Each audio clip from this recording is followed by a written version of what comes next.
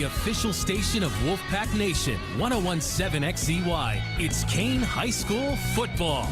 Our broadcast is brought to you through the support of great businesses like W.E. Swanson Agency, Texas Hot Lunch, Kane Lumber and Fuel True Value Hardware, Zook Motors, Pepe's Bistro, The Spoonwood Inn, Kane Elks Club, D'Angelo Custom Built Manufacturing, Flickerwood Wine Cellars, Howard Hanna Professionals, Cook's Home Furniture, Field Street Boots, Lobo Fitness, Haberberger Disposal, Atlantic Eastern Electrical, Kane Liquid Fuels and the Sparkle Car Wash, and our friends of the Wolfpack supporters. Now, let's go live to the field with XZY sports announcers Steve Bizak, Bruce Leonard, and Chris Nicholas. Yeah, and here we are at Paul R. Miller Stadium as the Kane Wolves prepare to take on the Punxsutawney Chucks.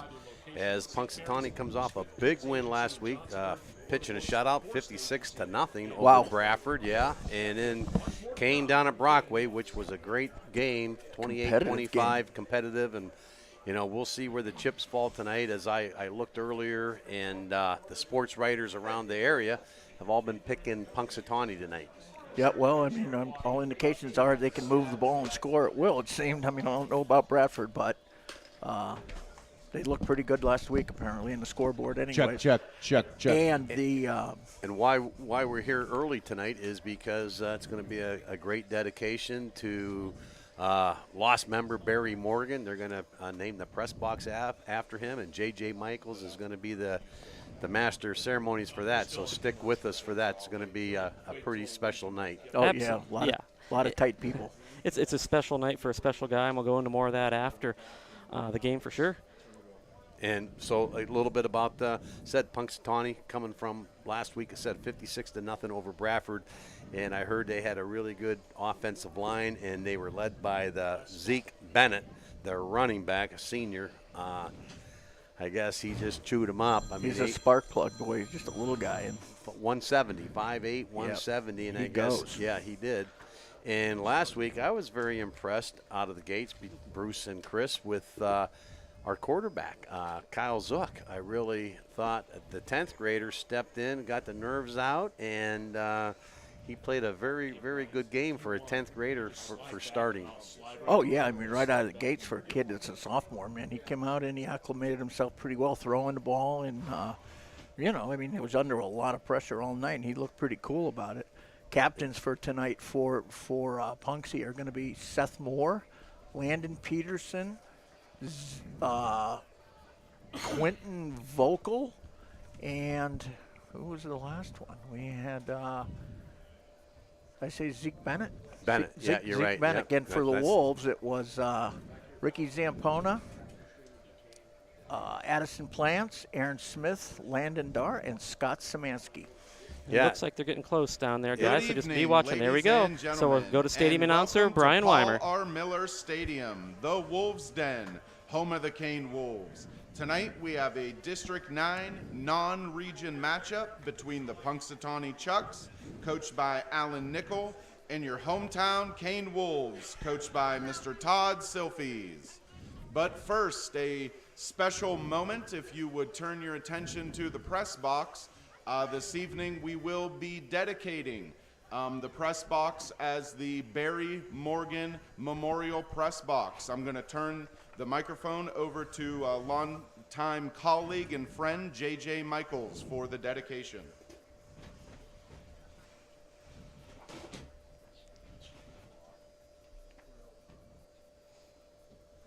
Good evening, everyone. It is an honor for me to be here tonight to share such an amazing moment in this town and school's history with so many wonderful people. I would like to thank the Kane Area School District, High School Principal Todd Stanko, and Athletic Director Jason Barner for this gracious opportunity to host these festivities tonight. I would also like to say hello to everyone listening on the radio stations covering this game. Of course, that's 1017 WXZY here in Kane and 97.5 The Hound. It is you folks, after all, with whom Barry loved to talk every time he went on the air. We would also like to say hello to Barry's daughter, Brandy, her husband, Steve, and their daughter, Vivian. They could not be here with us tonight, but they are watching right now via the live stream from Illinois in their home. We're sorry that you couldn't be here tonight, guys, but know that you are on our minds and in our hearts, and we love you. So here we are.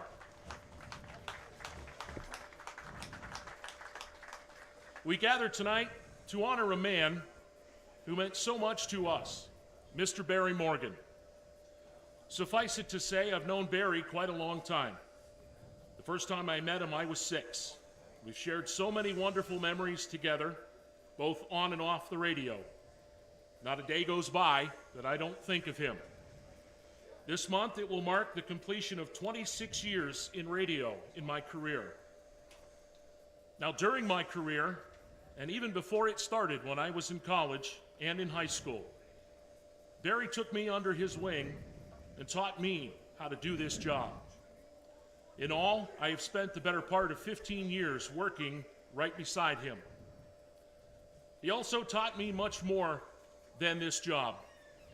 Things about life on such a personal human level. I'm forever grateful for his contributions in my life. Barry did this job for 34 years. It was 1988 when he joined the staff at the former WLMI here in Kane and quickly found a niche as an advertising salesman and a sports broadcaster, and he never looked back. In those 34 years, he sold a lot of advertising, a lot of sports sponsorships, and provided the soundtrack for so many memorable games. He did them with such class and such energy and such professionalism. You felt like you were right there next to him. But it was the every night regular season games where Barry really became the Barry we knew. Whether it was talking to an old friend about a hunting or fishing expedition, catching up on a former player that he had coached, talking with a broadcasting colleague, or relating a story about life experiences, or in most recent times, Barry loved to brag up his grandkids pretty good. Barry always had a word of encouragement. The generational reach that he had is quite amazing. In fact, there are several players on this year's Wolves team that are second generation, which means that Barry called your mom, your dad, or both in a sporting event just a few years ago. We won't say how many. Same kind of thing with the coaches. There are several coaches on the Wolves staff that fall into that category of former players, Barry announced, and that are now coaches. And now that I've said that and you all feel old, I am sorry. It's funny how things work out. I was putting together this presentation this week, and while doing so, I spent some quality time talking back and forth with Barry's wife, Shirley. We spoke about how emotional tonight would be, and she said something to me that she said to me many times, and it clicked differently this week. She said, "I don't think Barry truly realized how much of an impact he had on people." And she's right. Barry just showed up to do a game. The rest took care of itself.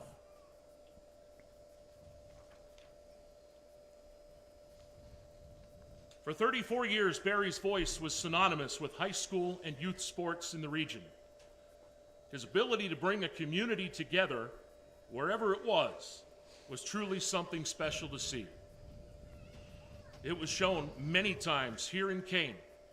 And as I look around the stadium tonight, I see the light standards. It was Barry who was a big supporter and helped to raise money in the mid-90s to help that. It was shown by taking weekly shows that he hosted to the middle of nowhere in Russell, Sugar Grove, and Lander because people involved with the Eisenhower football program wanted him to be there and paid him to do it. There's also some stories that go along with that, but that's for another time. It was shown by supporting the Relay for Life and other things when his daughter was diagnosed with cancer. And it was shown when he found an amazing group of kids that loved to play baseball. And he traveled with them to New Jersey, Michigan, and Maine. And there are many, many others. But Barry was so much more than just a radio guy. He was a coach. He was a pastor and a lay speaker. He was a mentor, a father figure to many, this announcer included, and a friend. Barry was the friend you loved to have. His most important jobs, however, were being a husband to his wife Shirley, a father to Brandy, Hillary, and Jimmy, and a grandfather to Taylor, Satine, Lexi, Reagan, Emery, Vivian, Drake, Corey, Avery, and although he didn't get to meet him here on Earth, Lucas. His family is on the track tonight, including his sister Michelle, who made the trip. In speaking with Shirley this week, she asked that I pass along the Morgan family's gratitude for these festivities tonight. They are forever grateful for everyone's efforts in making this a reality. And they are extremely thankful for the outpouring of love and support in the past several months since Barry's passing. I think I speak on behalf of everyone here tonight when I say, you are most welcome. There's no doubt that all of us here tonight have a Barry Morgan story or 10 to share. And as tonight progresses, I encourage you to share those stories with each other. Knowing Barry like we did, they're going to end with a laugh and a smile. And it wouldn't be a tribute to Barry if I didn't do one myself. When I was a young kid learning the ways, Barry taught me many things. There were 3 specifically that stuck out. First, remember that everyone on that field or that court is someone's son, daughter, brother, sister, nephew, niece, grandchild, or other relative. No high school sports broadcaster ever sounded good, bashing any kid on the field. Second, he taught me that taking care of the sponsors and the fans were extremely important. He always said, we want them to come back and help us do more games. And lastly, kind of tying into number 2, and perhaps the most legendary Barry Morgan statement ever, never go to a game hungry. Barry never went to a game hungry. And he made sure he would be able to complete the broadcast without feeling any further hunger. And if you were wondering how I would work it into the speech tonight, it just happened. Thank you, Bell's Meat and Poultry.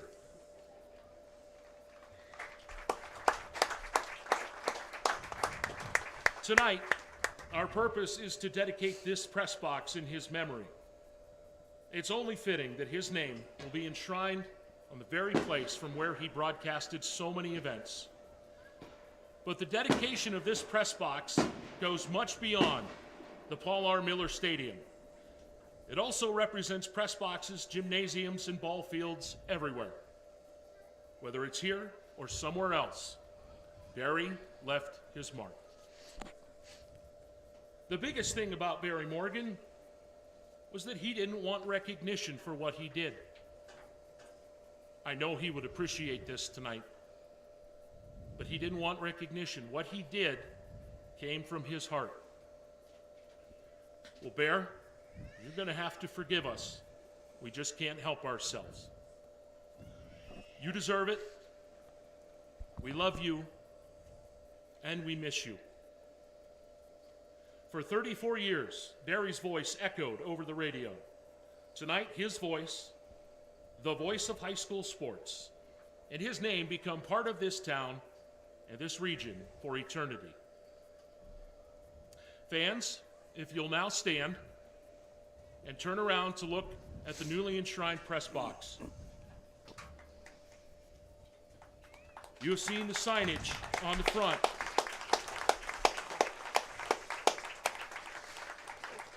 The Kane Area School District would like to recognize the most recent graduating class at Kane Area High School, the class of 2022. They donated the money solely for this signage. So we say thank you, Kane High School, class of 2022.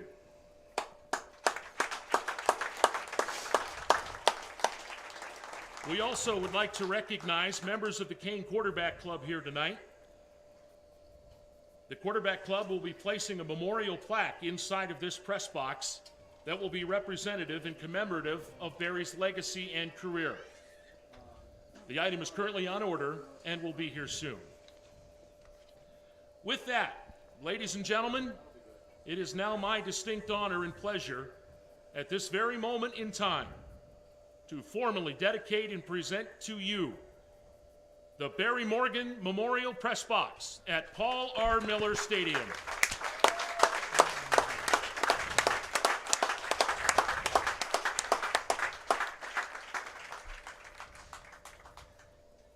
Now, there's one last thing we have to do tonight, and to me, this is the biggest news of the night.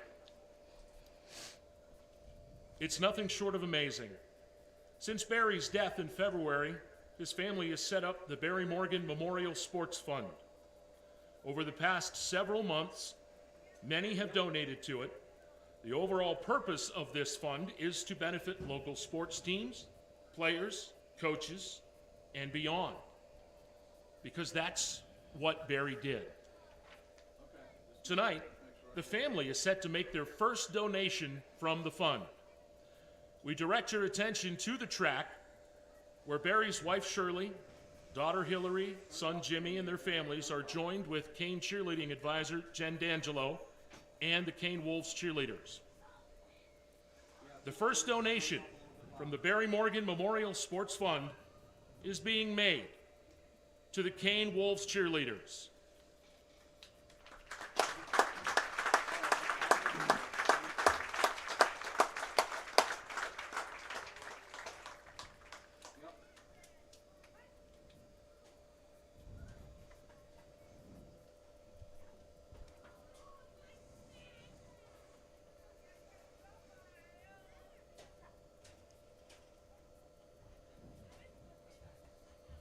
This fund will benefit so many others in the coming weeks, months, and years.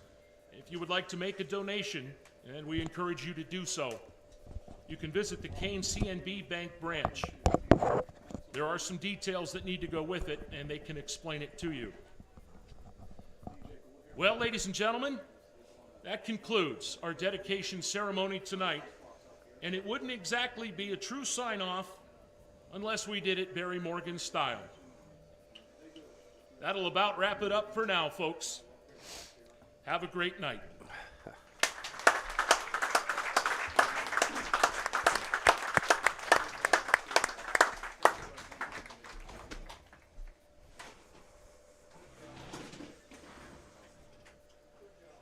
And there it is, guys. Yeah, wow, that's hard to follow that, huh? What do you say to that? Amazing individual. You know, I just have one Barry story, and then I'll move on to you guys. I was just a young kid. My mother's told me this story. She was in charge of the Kane Area Recreation Cultural Commission at the time, and she was looking for summer workers to do things, you know, hire for Kane programs. And this guy Barry Morgan came to the house dressed in a suit to work, to interview for the job for just summer playground, doing some summer t-ball for the Kane Area Rec Commission. And that just tells me a lot about the man. I don't remember it, but that just says a lot, you know, enough to dress up in your suit and tie to interview for a summer position. Yeah. You know, that's just my little Barry story. And, of course, all the work he's done to help our station. When we first went on the air, he's like, if you need something, you give me a call. You tell them you're from Kane, you're the Kane station, you're doing things. And we had that relationship all the way through since 2014 when we first went on the air with everything we did with the station since we've been on the air. And there's been a lot of things he's given me tips and tricks for, which has been helped us out, helped us get where we needed to get to, and helped us get where we got to go. So that's my things, and I'll give it back to you guys, and we can get our pregame show going on. Yeah, well, like you said, Chris, too, Barry being a hometown Kane guy, you know, stories about him, like I said, going back to the grade school days. But, you know, Barry was a a heck of a basketball player back in his day, and also he played some softball and quick, fast. But lightning fast. Yeah, lightning fast. But he definitely had some moxie about him, because when he was in high school, I remember I'm probably about 7 He years. was the same age as Kenny and them guys, right? Yeah, I think he graduated like 1969 or 69 or 68, and me and my buddy Frankie Bustanjic lived right there by the school, so we were at all the sporting events. And the huge gym. Well, yeah, right, right where the elementary school is at. Sure. And Barry, like I said, I don't think he was 100 pounds dripping wet, and that kid, he could shoot lights out. And a buddy of mine, Dave Thompson, they called him the Rock. He told me some Barry stories, because Barry and Dave grew up down on the west side of town. Right. And that was the Capellos, the Chavezes, it was a pretty, the Imbrognos. And Barry, hey, he had to fend for himself. You gotta fend for yourself, back man. in them days at 80 pounds, and them guys were probably like at 140 to 150, Right. So Barry just carried himself well. And I'll tell you one thing he did for me too, Bruce, because I know you guys did a lot of games together back in the day. He brought, when Smithport was tough in the 90s, Yep. him and Scotty McGuire, yourself, Smithport brought it, but Barry and the gang, put them on the map as far as the Sure. radio went. And when we started to do this, I kind of felt a little bit odd doing this, rightfully so. I mean, I just felt like, gee, I'm not a radio announcer. You're a welder. But, right, I'm a welder. And, Right. and these, Joe and Chris and all these put this radio station together, and Barry was behind it. And I told him even one time, I said, man, Barry, I just kind of feel funny amongst all you guys when we get, and he goes, Beezer, he says, man, you guys are doing one hell of a great job. Keep it up. And, from there on, it just made it easy. And there wasn't a game that was too small for Barry. Like I said, I remember my kids growing up and the Little League. There's Barry Morgan doing Little League games. Yep. You know what I mean? He just put everything on the map. So Every Sunday we would do an alley cat game back there with Tuna and all them guys. Yeah. Every Sunday we were down at the field doing an alley cat game. yeah, there wasn't. So he was all about the sports with the kids, and not just the sports with the kids, but the family stuff. And like I said, Everybody. everybody. And you're right. He always told me. He said, just be. Do yourself, just right? do the game. You do the game, and it's we about all the know kids. the game, right? so you know what? Here we are. They dedicated the press box to Barry, and how much of an honor that is, because the field, just think about it, the Paul R. Miller Stadium field. Right. So, that was a great superintendent. That was before our time even. But, really. yeah. So, and then you go up here and you look at the VOAG, and there's another name out there, Vern. the Vern Johnson VOAG, but Vern was also a principal and superintendent. And now you have Barry Morgan press box dedicated. So that's some pretty good company right there. Yep. I would say that they did a lot for the area and a lot for Kane, Pennsylvania. Put a lot of miles on, Yeah. man. And with that, guys, look at the time on the clock there. I got to keep you guys on task. Okay. Okay. We got to send it back to the studio for a few words from our sponsors. 1017 XCY's pregame show is sponsored by Atlantic Eastern Electrical, providing electrical contract services for business and industry. They're located in Kane and can be reached at 837-1222. Atlantic Eastern Electrical. You're listening to Kane Wolves High School Football on 1017 XCY. Supported by great local businesses like these. W.E. Swanson Agency, offering plans for auto, homeowners, and business and commercial at 23 Fraley Street. On the web at weswansonagency.com. Texas Hot Lunch and Four Sons Family Restaurant. Field Street in Kane, home of the Kane Texas Hot, and serving breakfast, lunch, and dinner 7 days a week. 814-837-8122. Kane Lumber and Fuel, True Value Hardware. Located at 250 Hemlock Avenue. Serving the Kane area for over 85 years with remodeling and building supplies, tools, and paints. Cook's Home Furniture, located at 27 Fraley Street. Serving you furniture styles and designs for all the rooms in your house. CooksHomeFurniture.com. Zook Motors, Route 6, just west of Kane, with new and pre-owned cars and trucks and service and parts department.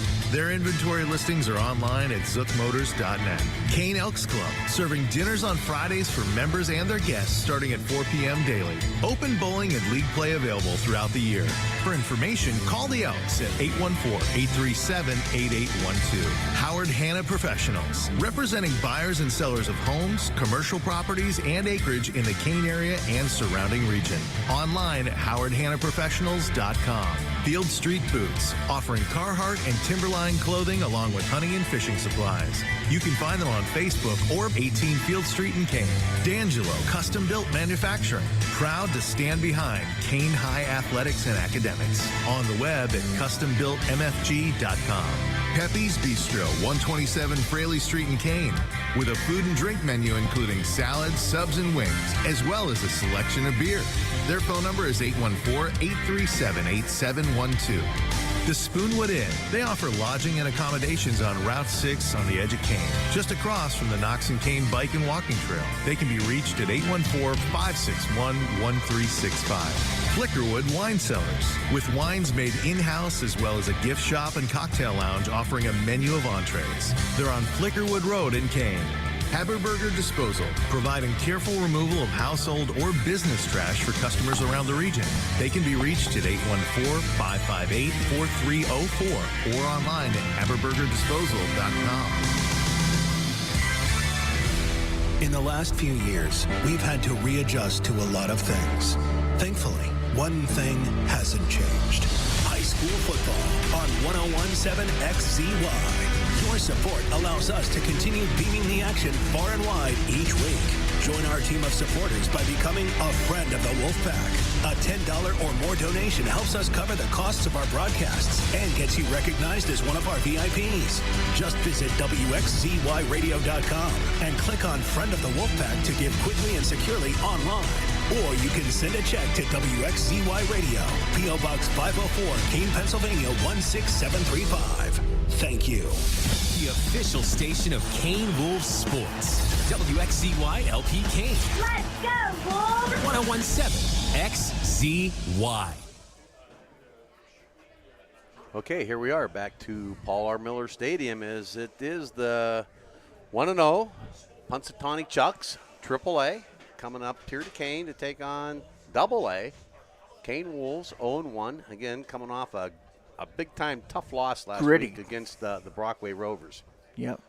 They had the lead at halftime, 19-13, and then they came out, Brockway did, and they scored a couple quick ones in the third quarter, and Kane fought back to make it close.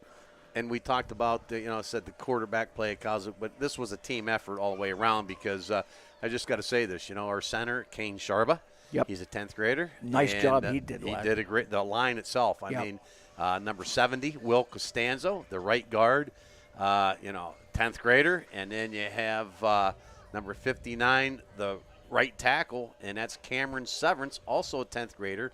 And then there's two seniors on that line, Aaron Smith, number 60, left guard, and Lucas Burris, the left tackle, number 62.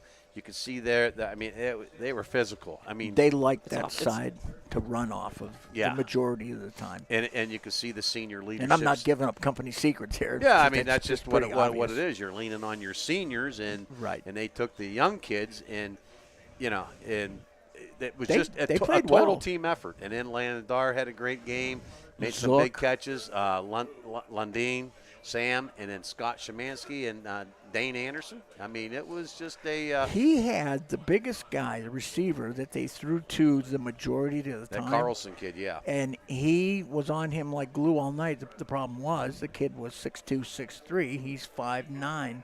And that was the only difference. Yeah. He was with him the whole game. Yeah, it was like you said, a great game. That was the only difference. Mm-hmm. And the kids, like you said, the defense they were in the spots where they had to be.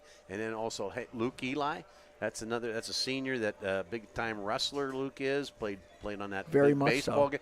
And he didn't play for a couple of years. He came out this year, and he had a great defensive game. Yep, and it was a good add to this football team, him going out.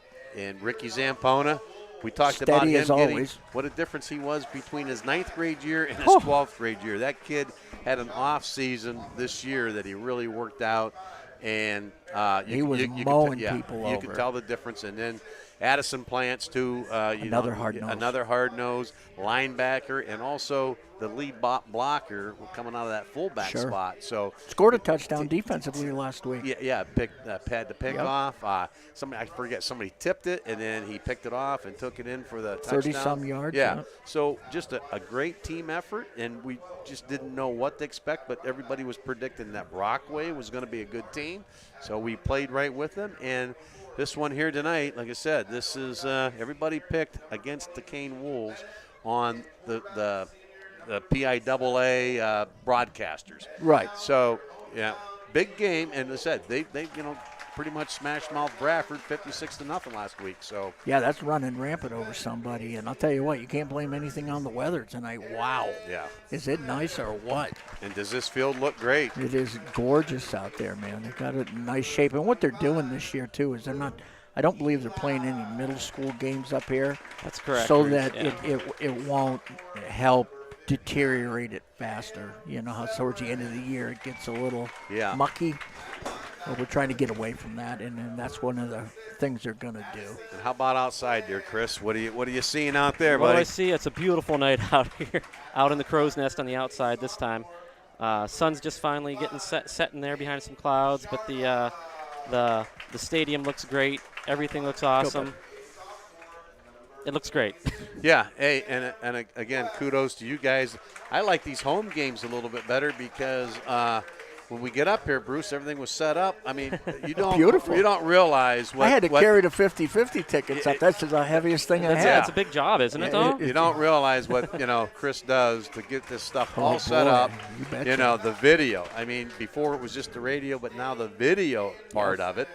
And Joe back at the station. I mean, he's got Jimmy Graville, Tom Orzetti, Judy Orzetti, Father Phil, and it's going to get Joe better. Jr., right? It's going to get better. They're going to get some wireless stuff for us. Wow. So we won't have all these wires. Down in the field, Bruce. Down in the field. Oh. Yeah, you get the wires still. Yeah. Oh. Yeah. I didn't explain that very well, did I? And also at halftime and at the end of the game, the Friends of the Wolfpack, that list has grown, and again, really appreciating, I mean, the people that you guys that we are able to connect to is just phenomenal. The people that matter.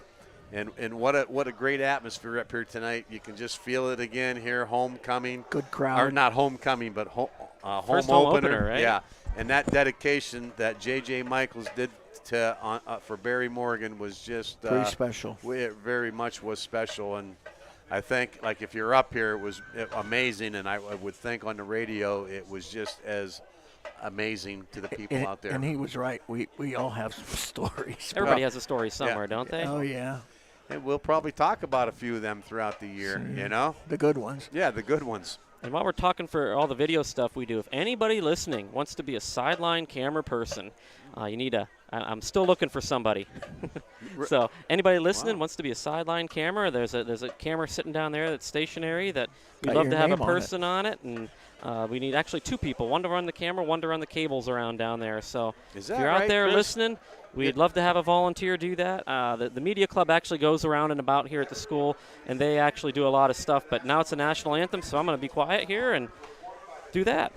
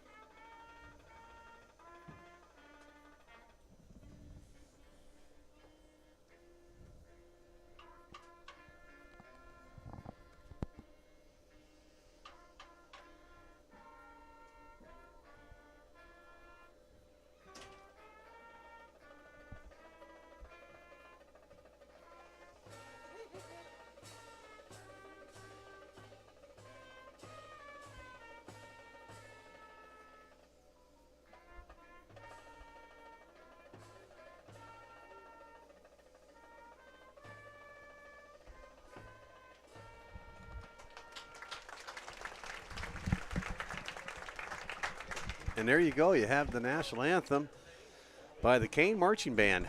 And now they're going to be doing the alma mater, Hail to Old Kane High. And I'll tell you, Bruce and Chris and everybody listening, like you said it, just what a beautiful night for a game. Oh, you love it when they all have shorts and T-shirts on. And also, talking about the numbers, Punxsutawney, what'd you count, 44 kids on their roster, and you can see that on the sidelines. And Kane had 29 kids. And then 29 with one dinged up. So I'll tell you what, these bleachers are full, Steve. Wow.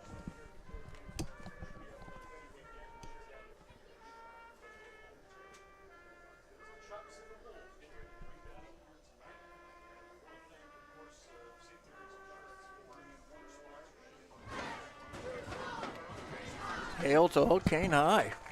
still love that, Old Kane High. Hail to Old Kane High, you know. So just minutes away here from the opening kickoff, and you talk about Hail to Old Kane High. What a summer we had up here this year, huh? The weather absolutely gorgeous. A lot of things going on. I just want to say that the Arts in the Wild and the Kane alumni, what a weekend that was for that. Oh, that's just overwhelming. There is just so much going on that week. People you haven't seen all year come back, and it's just great. And then, again, what you heard from a lot of people, how Kane has really grown.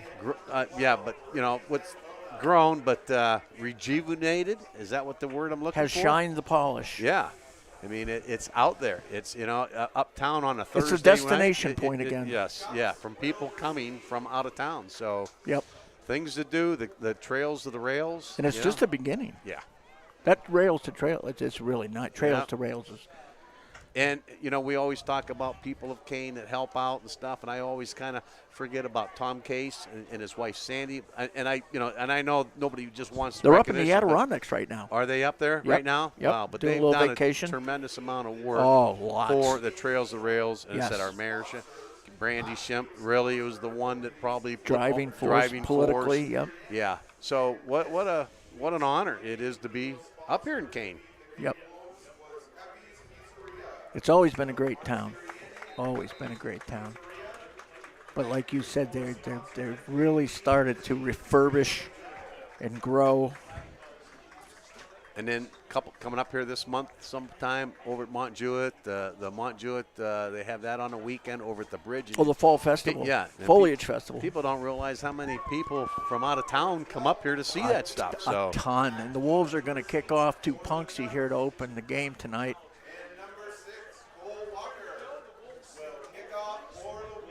So Walker doing a kickoff for the Wolves, and back deep for the Chucks. It looks like number 10 Noah Canoff, standing back at his 10-yard line. So here we go. Walker ready to kick, and he kicks a short out to about the 20, taken by the up back out to the 25 to 30. Going to be hit there, and that is number 20, Zeke Bennett. And who made the tackles? Dane Anderson? Dane Anderson again. Boy, we talked about him before the game, and he's a gamer, that kid, boy. So here we go. The Chucks take over, opening drive.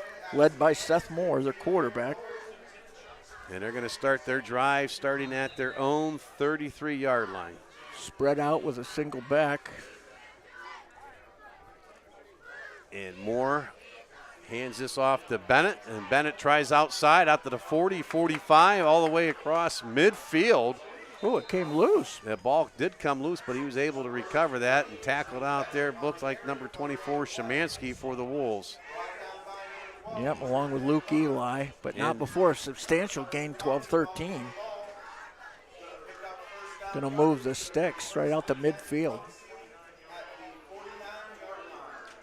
So Moore, the quarterback, and he just goes up under center, and it looks like number 24, Nisbet, the fullback, and Bennett, the tailback. And the Wolves putting some pressure. They break number 10, Landon Darr, makes a tackle on Bennett, maybe a gain of about 3 down to the Kane Wolves 47-yard line. And the Wolves defense just putting everybody right up at the line of scrimmage, going to force them to not get beat with the run by Bennett. Right, and that Bennett hits the hole quick because he got 3 quick and they had stuffed it up. So it's going to bring up a 2nd and 7. Martz in motion. Here he comes to the left side. That's Miller. Out of the shotgun is Moore looking to pass. He throws out, has a man complete.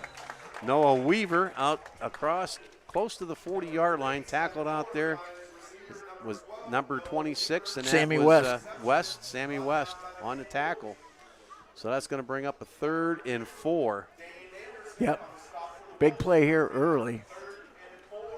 Now Moore comes up under center with Bennett into the backfield. Nisbet out to the left, and they're going to hand this to Bennett up the middle. Has a hole down to the 40. He's going to be close to the first down. Looks like he's going to have it tackled there by Shemansky, and also big number 60 for the Wolves, and that is Aaron Smith on the tackle. And here's the luxury that they have, Bees. They can run guys in and out, 2 or 3 guys at a time, give them a rest. Yeah. Take 2 plays off, come back in.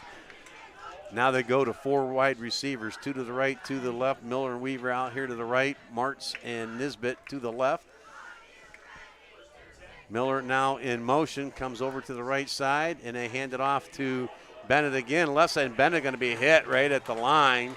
Maybe a pickup of about maybe 2. Big number 60, Aaron Smith again, along with Plants. Yep.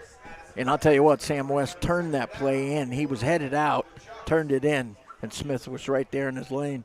And that's like that's what they got to do too, Bruce. Stay in their lanes, right. And that's that defense that they're going to be playing here, like trying to hold Bennett down. And now it's a sweep out here to the left. Miller tries to get outside, and he's going to be corralled. Maybe a gain of about 3. It looks like number 55, Kane Sharba, on the tackle along with Plants and West, but it looks like Punxsutawney might have had a hold. Yep, it's going to bring this one back. And I tell you what, the Wolves really pressured that sweep, Bruce. Sharba and West out there. Good lateral movement down the line, string it out. So that was a 2nd and 8. Now that's going to back it up. We'll see. It's a spot foul so they're going to bring it back to about the 43-yard line, which will bring up a 2nd down at about 15, yeah. 14, 15 yards.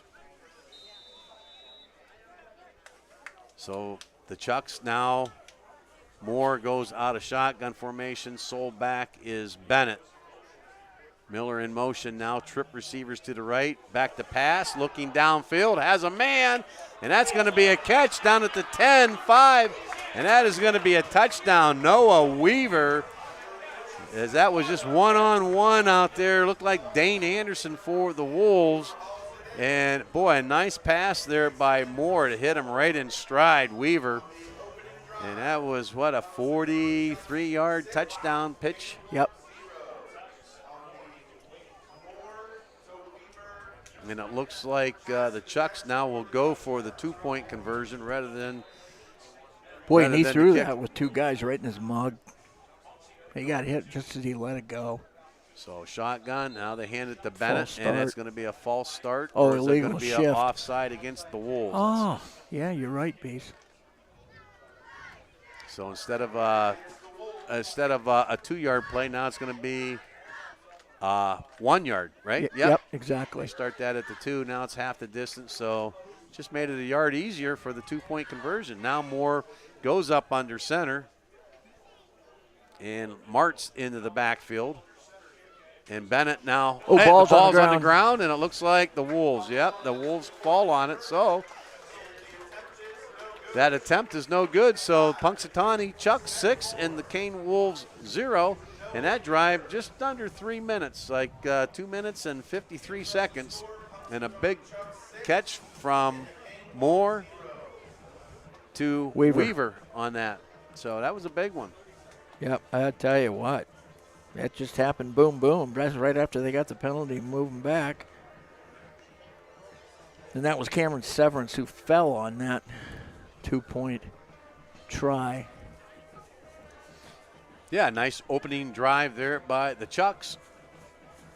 And I tell you what, you're right. The Wolves really are coming up on on the line of scrimmage there. You know what I mean? They're like their backers. They're trying to stop the run. And that's And the that same put, with that everything. put one-on-one coverage out there with Anderson.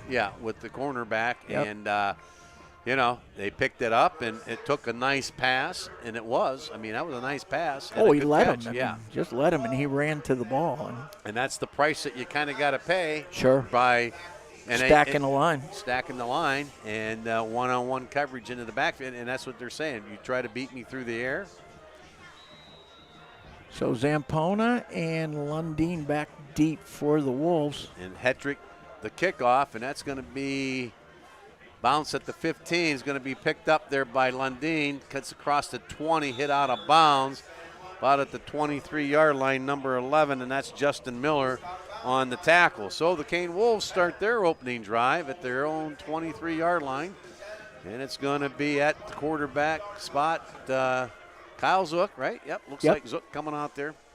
Because sometimes you might have thought, like earlier, you might have seen Ricky a little bit. Zampona a little bit, but they're going to strictly go with Kyle Zook, and that offensive line is led by the two seniors, like I said, left tackle Burris and left guard Aaron Smith.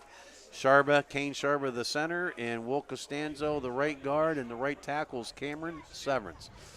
So it looks like Plants into the backfield, Zook out of the shotgun. Here comes Zampona in motion. They hand off the Plants right up the middle, out across the 25. Hit there by number 75, and that is Matthew Grusky. And also number 79, Gabe Rowan, after a gain of about 3. So it's going to bring up a 2nd and 7 for the Kane Wolves. Yeah, nice gang tackling, but I like that play, sticking to that run attack right off the get-go for the Wolves. Now Szymanski split out to the right, trip receivers out here to the left, Zampona, Lundeen, and Dar. And again, fake to West, and here's Dar across the 30 out to about the 32. Going to be about a yard shy. Tackle there. Brewski. Yep. On the tackle for the Chucks. And actually they're going to call it about a yard shy. 3rd and about a yard at the Kane Wolves 32. This is something that we didn't have a whole lot of last week. I mean, this is manageable. We had to really, really create last week.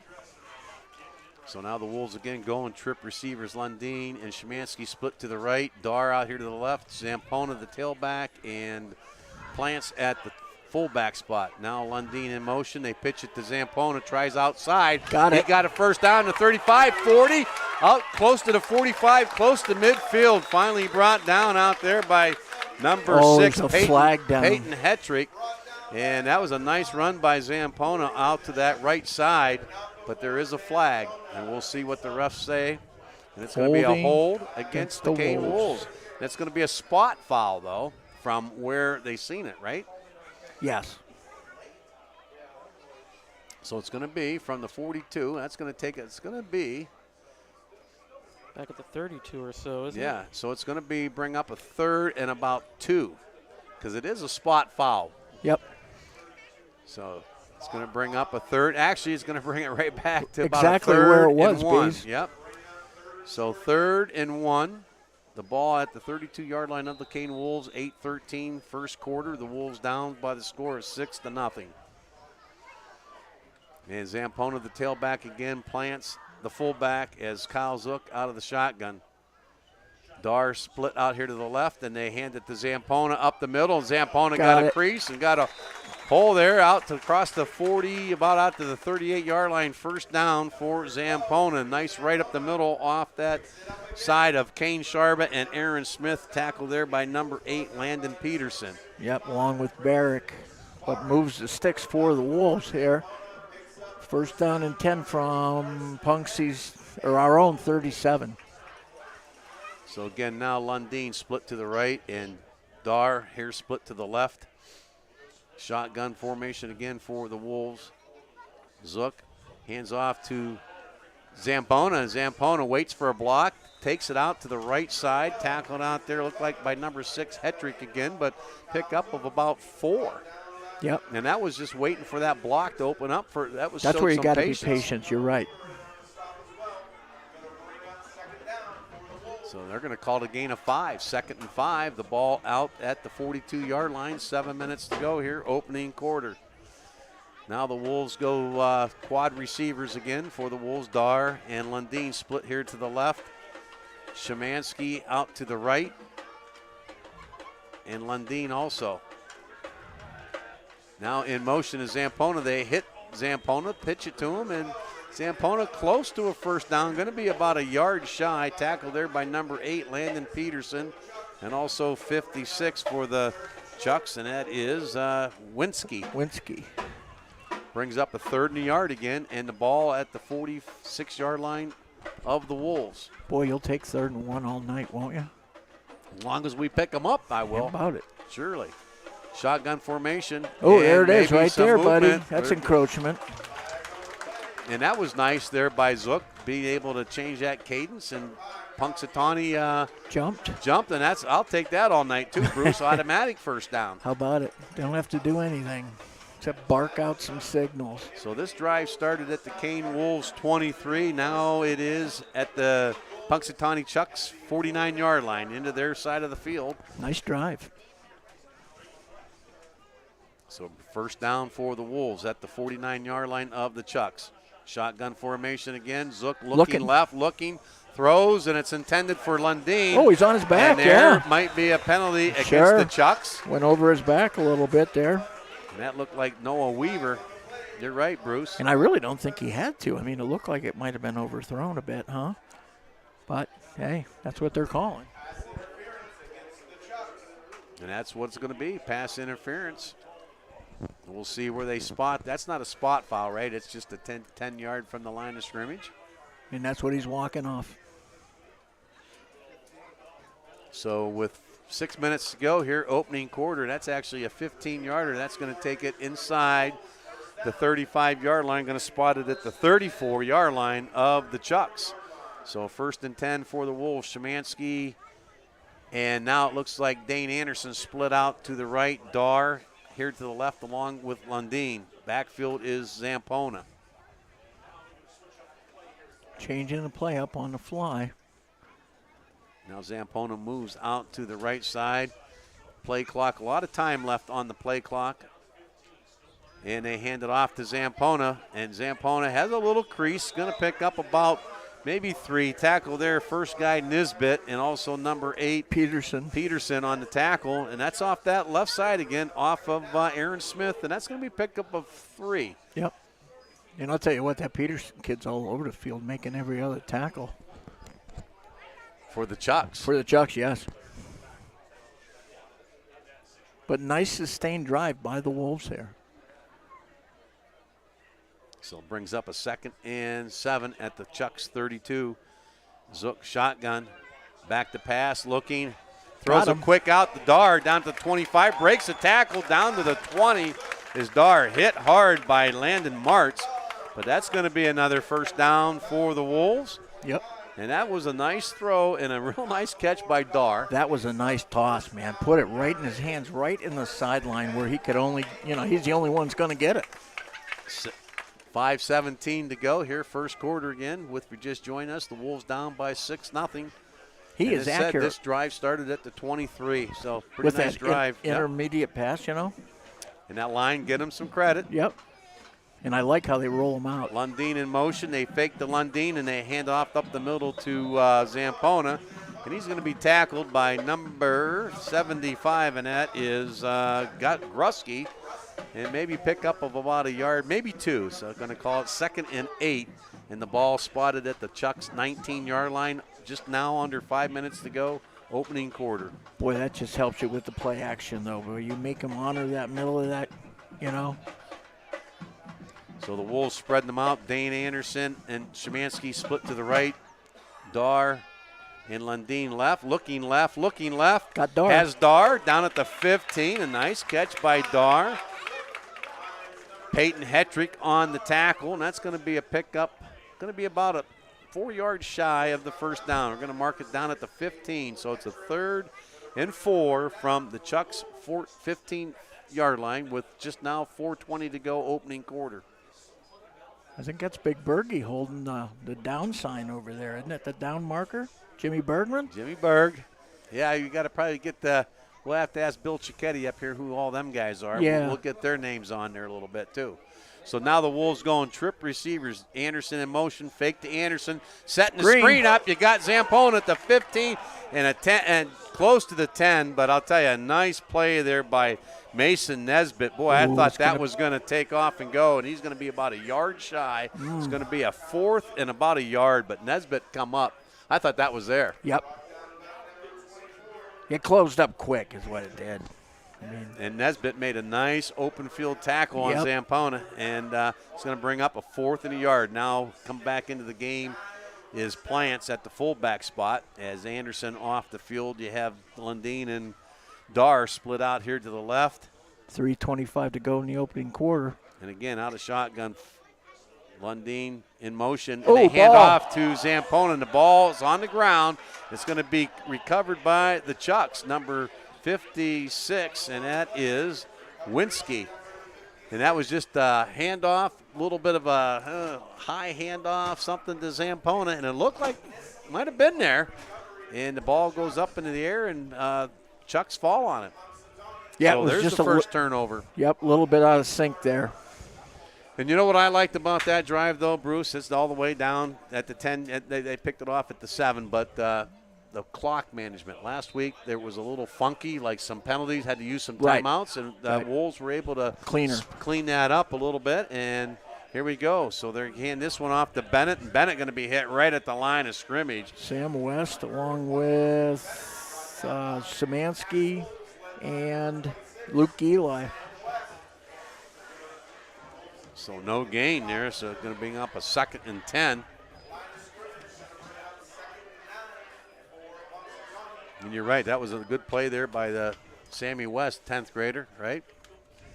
Yes. Now under 3 minutes, 2.5 minutes to go here in first quarter, 6-0 in favor of the Chucks. Now here comes Moore. He comes up under center, and Bennett, Soul in the backfield as they go to 2 wide receivers split out to the left. And here they come, and they hand this off to Bennett. Tries to get outside. He does.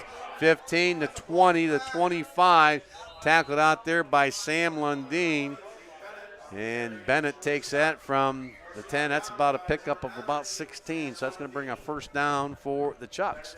And that's what happens when you break containment, get to the second level, you know. And you're right. Bennett, 5'8", 170, and he shows some speed. He's able to hit that hole very quick. And that's the key, too. I mean, there's a difference between fast and quick. He's both. So here we go. 1st and 10 for the Chucks. The ball out at the 25-yard line.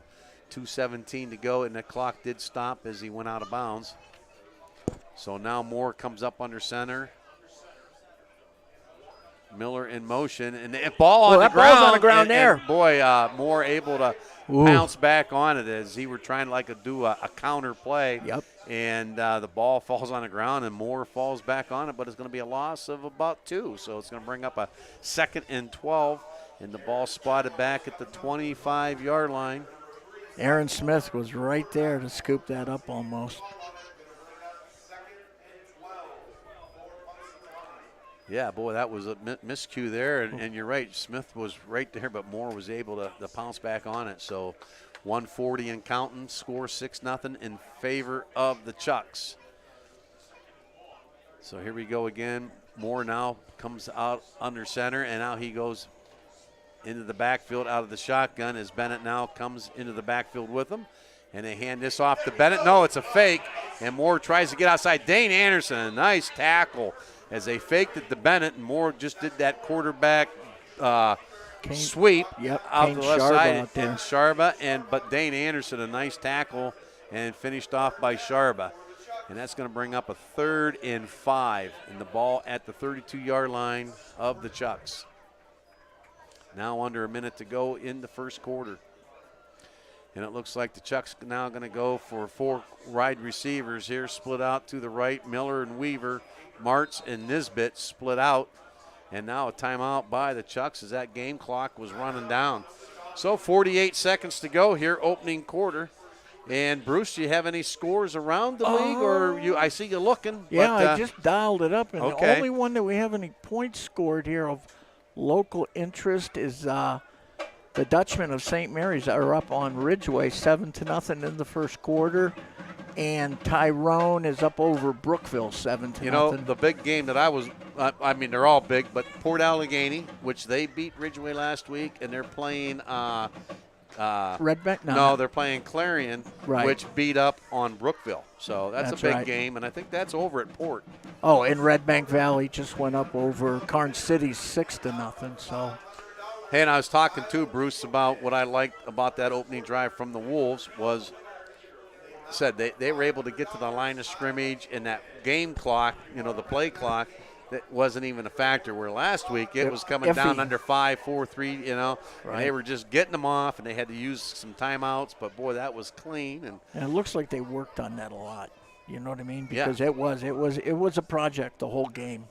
So here we go, a big 3rd and 5. The ball spotted at the Chucks 31-yard line. And the Wolves down by a score of 6-0 as the Chucks now go again quad receivers as Moore, the quarterback, out of shotgun. Moore back to pass, looking downfield and too deep, overthrows everybody. As that was intended out there for number 12 Weaver, and it looked punt. like Zampona right there with Weaver. And you know what? I think he just threw that one away, Bruce. I really do. I don't think. Well, it was happening in a hurry, yeah, and he was going to be in duress, so they're going to punt this one away now. I think it was number 8 going, but no, 6. I'm sorry. That's a hat trick. Peyton hat trick. Looks like he's going to be the punter. But you're right. I mean, he's a smart kid. He just dumped it, threw it away from everybody. So Zampona spans back about at his 35, Petrick at his 20, and Hetrick gets a nice high one up. Good hang time. Zampona going to field it at the 35 and close across the 40. About at the 42-yard line, tackle there by number 11, and that is Justin Miller. So nice, the Wolves start their drive. Yeah, decent field. Number 12, Noah Weaver. Boy, ooh, nice quick late hitter. Flag. And, hey, that was a nice hitter right there off that, again, left side. He wasn't touched till he was 8 yards into it. Sharba, right. You know, Bruce, that was a nice block. It must have been some extracurricular because this came in really late, Steve. I mean, after he was getting up and going back. Yeah. So we'll see what they're talking about here. The flag, unsportsmanlike against the Kane Wolves. Wow. I don't know. I don't. That's weird. After the play. It was way after Maybe the play, they too. said something. Yeah, I don't know. Well, Kane ran into a little issue with this last weekend, too. Yeah. You know? And that's a nice run out the midfield. And you don't want to shoot yourself in the foot. You nope. know, that's just a big penalty. Instead of second and about a half a yard, now it's going to be, what's that going to be, 2nd and 16? Yep. And that just kind of doesn't get it done. And I didn't see anything neither. From our own 35. No, I didn't see anything. I didn't. So 2nd and 6. No, it's going to be 1st and 16 on the clock, I think.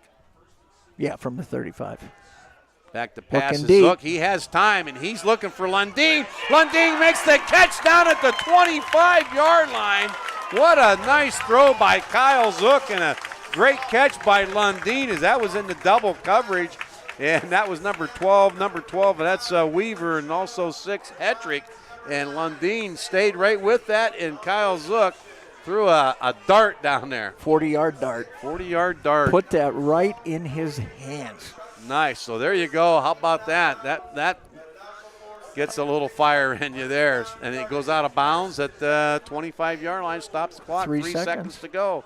Zook out of shotgun again with Zampona into the backfield with also Plants at the fullback spot.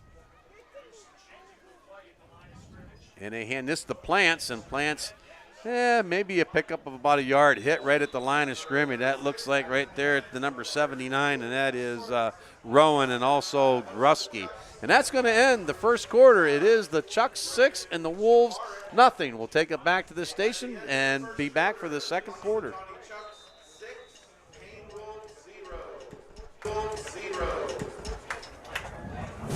1017 XCY thanks the following sponsors for their support of our broadcast. Cook's Home Furniture, 27 Fraley Street in Kane.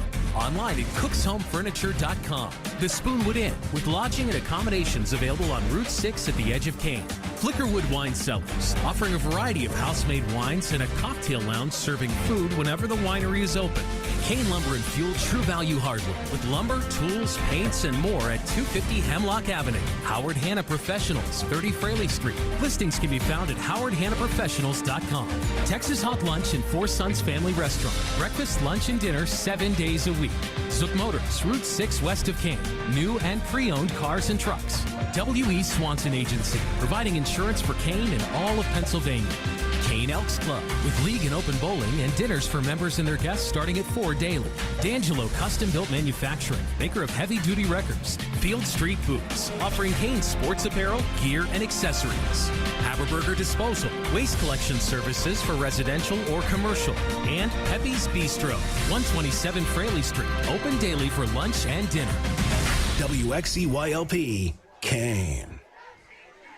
All right, here we are back at Paul R. Miller Stadium as end of the first quarter, and a big long pass from Zook to Sammy Lundeen, and that was a 40-yarder, Bruce, and that was after the big penalty. It was, what was it, first and 16. So nice play there. After the big play, and then he came back. Yeah, so that's cool.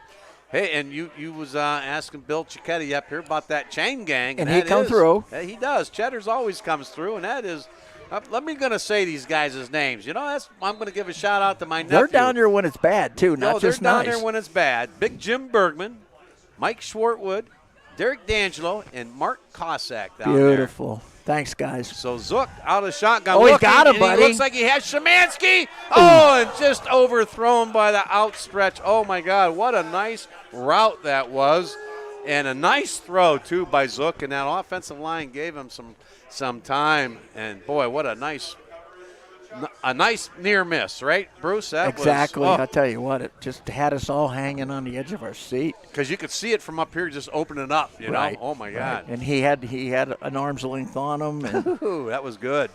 So now it's going to bring up a 3rd and 10 at the 24-yard line of the Wolves. Split receivers out here to the right. You got Szymanski, Lundeen. I wouldn't be surprised to watch that screen pass here, because they're really going to get after it here. They're coming hard, huh? Yep. Yeah, Szymanski, Lundeen, and Anderson here to the right, and one-on-one is Dar out to the left, and Zook he throws a pick. Ooh. At the 30, the 40, the 50. Lundeen tackles him, and that's the big up guy there, number 68, and that is Volkel. And that's the 6', 235 Volkel is some pressure was coming on Zook, and he just kind of tried to force it in there. And Volkel, the big defensive line guy, says, man, I got a pick. You know what? In his defense, he was trying to make something happen. It's 3rd and 10. You know, they just missed a touchdown pass by hair. And the kid makes a big play and rumbles. You said the defensive line guy really never, comes up with a big. Not like that. No. And give credit to Lundeen being able to tackle him down here at the 35-yard line, stayed with it, and they're going right for a pass, and that falls incomplete, intended out there for number 12, Weaver. Lundeen had him pretty well covered. Yep, and that does stop the clock, 11:40, but you're right, Bruce. Boy, that was a big, big play. Huge. Because we had some momentum there after the big 30-yard pickup, and, But here it goes, 2nd down and 10 at the Kane Wolves 35. The Wolves down by a score of 6-0. And more out of the shotgun again. Bennett into the backfield. You got receivers Miller and Weaver split out here to the left. And now it looks like they're going to change it up here. As it looked like they're trying to draw the Wolves offside, but now a change of play. Play clock down to 1. They just get that off, and boy, nice tackle there by Plants as they try to give that to Bennett, and Plants shoots the gap, and that's going to be a loss of 4. So that's going to bring up a 3rd and 14. But boy, what a nice job by Plants being able to. Good timing. And you know what? I think he was looking at that play clock run down to 1, and he knew he had to snap it. And he was shooting the gap, and he was almost got the handoff before Bennett did. You're right. So it is a 3rd and 14. The ball back at the Kane Wolves 39. Joe better close the door. Here comes a train. That's perfectly timed. That was something else to see. Now in motion goes Miller. Split receivers to the right. More rolling right, throws, and that is complete. Oh. And that's going to be close to a first down He's for got Justin Miller. And I tell you, I thought he was going to overthrow. Miller made a nice hands catch. Boy, he turned up the field so quick that you're right. It looked like it was going to be overthrown. And that is going to be a fourth down. Szymanski on the tackle. It's going to be a fourth and about a yard. They'll go quick. Spotted here. at the 26-yard line. They hand off to Bennett. And Bennett's going to have a first down close to the 20. Plants on the tackle along with Luke Eli. But not until a first down. And you're right, Bruce. They got up to the line of scrimmage and let it rip. They went quick. So first down for the Chucks. Down at the Kane Wolves 22-yard line. 10 minutes remaining here into the half. 6-0 in favor of the Chucks. Port Allegheny up 16-7 over Clarion.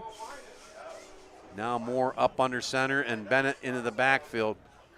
Wolves coming to the line of scrimmage, and boy, he's going to be hit right at the line.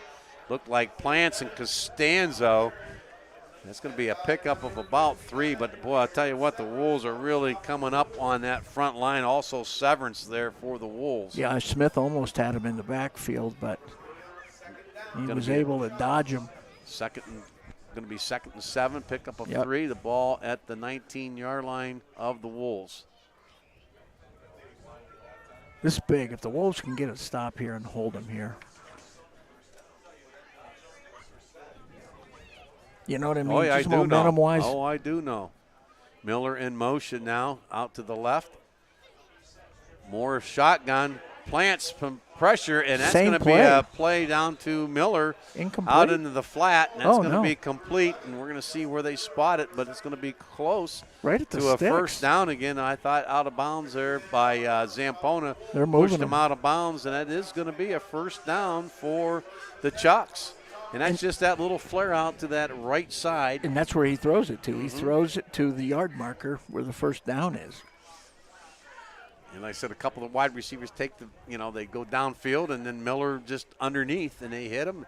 Hit him in stride. Pretty nice set of hands. Yep. So first down, the ball at the 11-yard line of the Wolves. Now Bennett takes the handoff right up the gut.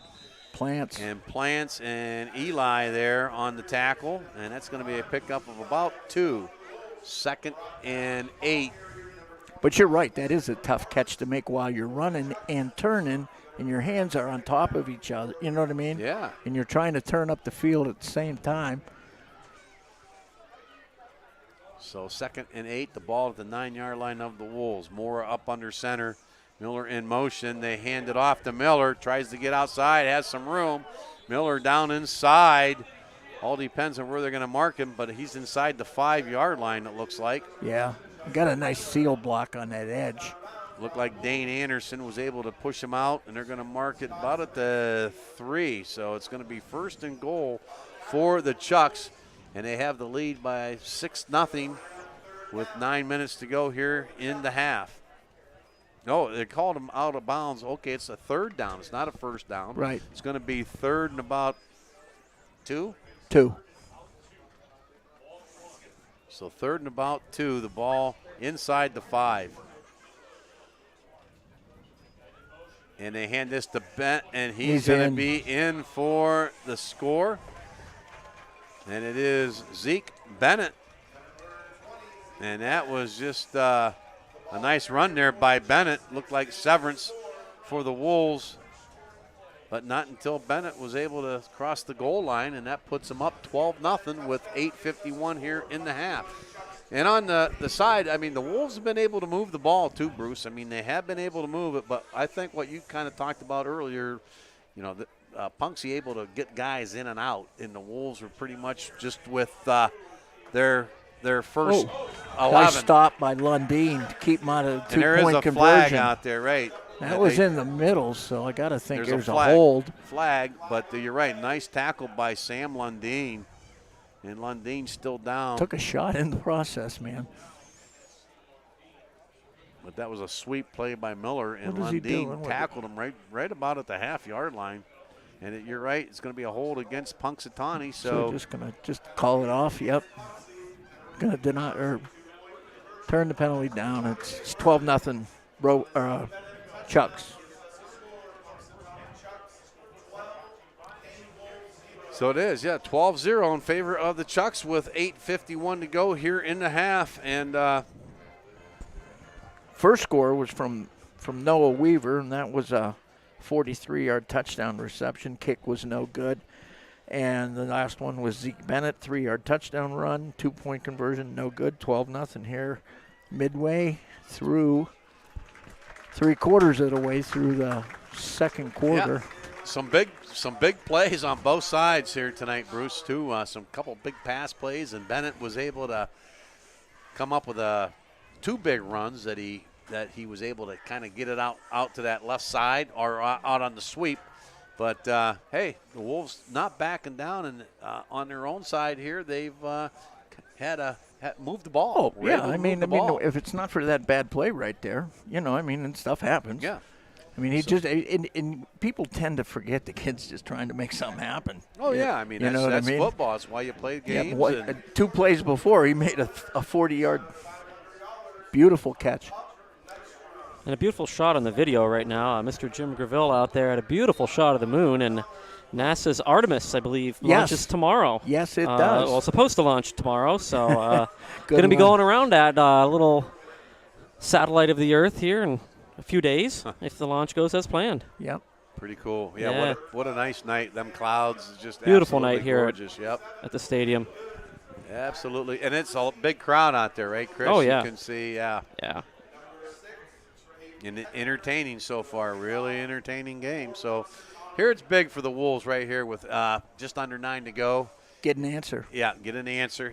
Move the ball and come up with some points. So Hetrick ready to kick off. And he hits a high one, and that's going to be coming up, taken by Landon. That's down. Landon Dar, and he falls onto the ground at the 25-yard line. It was so short. Yeah. It was over the up guys and too far in front of, Dar. He ran his butt off just to get to it. Looked like a Willie Mays tried to catch that. You know what I mean? He really did. With the peach basket. And thank God he did catch that, because if that falls down into live ball. It's a live ball. Yep. So he does a good job catching it, and the Wolves take this drive at their own 24-yard line. Been a long onside kick, I know that. Not in the book. No. Oh, that might be in the book. Who kicked off? Brockway kicked off like that all last week. Yeah. Oh, they did it to perfection. Yeah, they kicked it nice last week like that. So here we go. First down for the Wolves, and they hand this off to Zampona, trying to make something up the middle. Makes a tackle, miss. 30 out to the 35, 40, 45. 50-yard line. Ricky Zampona tackled out there by number 25, and that is Landon Martz. But, boy, nice run by Zampona. That's a 25-yard scamper, and that was up the middle, and he was able to change his direction, take it to the outside, broke 2 tackles, and takes it out to the 50. He did a lot of that last weekend. So 1st and 10 for the Wolves right at midfield. Out of the shotgun, Zook. Zampona into the backfield. Szymanski split out here to the right. And Zampona with the ball again up the middle. 45 down close to the 40. Tackle there by number 8, and that's Landon Peterson. You called his number a lot tonight, and I tell you, it's getting pretty physical out there now. Oh, it is. Szymanski was downfield 10 yards blocking the back. I mean, they're hitting out there now, buddy. And I tell you what, Plant's kid came through first and made a nice block to set that up, and that's a pickup of about 8. So 2nd and 2, just 8 minutes to go here. 12-0 in favor of the Chucks, but the Wolves down at the Chucks 42-yard line. 2nd and 2. Plant's in the backfield. Lundin now in motion. And they're going to pitch it to Zampona, trying to get outside. Oh, nice block. Has a little room across the 40, down about the 38. That's a first down And you're right, that's a nice block. Was that Plants out there? Plants, and Lundeen had another one out on the edge along with our guy, 62. He just mowed that kid Smith. over, that Burrs kid. Oh, Burrs, yeah. And he opened that, the three of them opened that hole up right there on the left, and first down Wolves. And this drive started at our own 25, and that's now 25, 35, about 38-yard march so far. First down and 10. And they're going to call it at the 38-yard line of the Chucks. So here we go with Szymanski split out here to the right. Zook looking for Szymanski on that bubble screen, and that's going to be maybe a gain of about a yard, but a nice job out there by Peyton Hetrick that sniffed that out and made the first initial contact. And number 8, Landon Peterson, again. Yep, staying at home on that. And they're going to call it no gain on that bubble screen. So second and 10. That's the play that just takes a long time to develop, you know what I mean? It works great. It just takes a while. And it looks from up here, you see it all. Oh, yeah. And you're just going, oh, get there, get there. Yeah. So now the Wolves look like they're going to go to quad receivers. Lundeen and Szymanski split out here to the right. And Dar split out to the left with Anderson. They hand this off to like that. West. West trying to get outside. He does at the 35. Down to the 30 is Adam West, and that kid has a burst of speed. I thought he was going to be caught in the backfield. He's able to turn the corner, and number 12 brings him down, and that's Noah Weaver. And that is going to be close. Actually, it's going to be about 2 yards shy. Going to bring up third and around. It's going to be a long 2. At the 30-yard line. Nice burst by West, though. So 25, 35. This has been a 45-yard march right here. Yeah, same as last drive. I mean, we've moved it. So 3rd and 2 for the Wolves at the Punxsutawney 2-down territory, line. Bud. Right?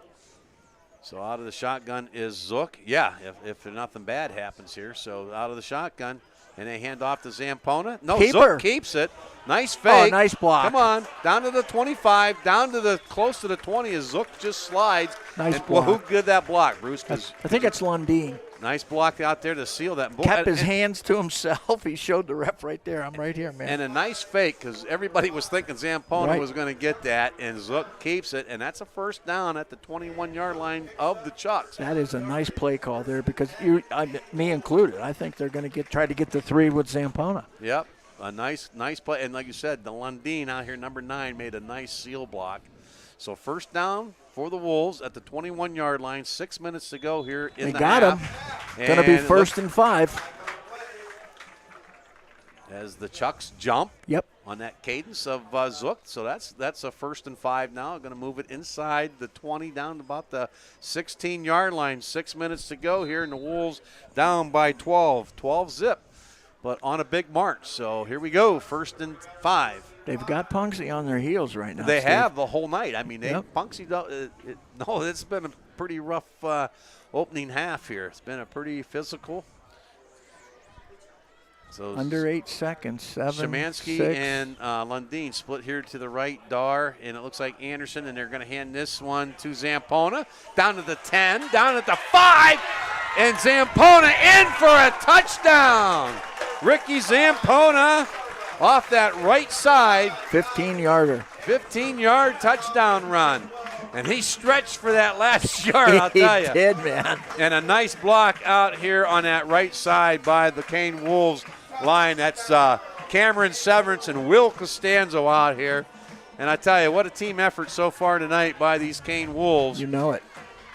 And that brings half the score, 12-6. And the Wolves look like they're going to go for the 2-point conversion as Plants in the backfield with Zook. And here comes Zampona in motion. Zampona looks to throw, and he throws a 2-point conversion, and that's going to be number 24, Szymanski. Yep.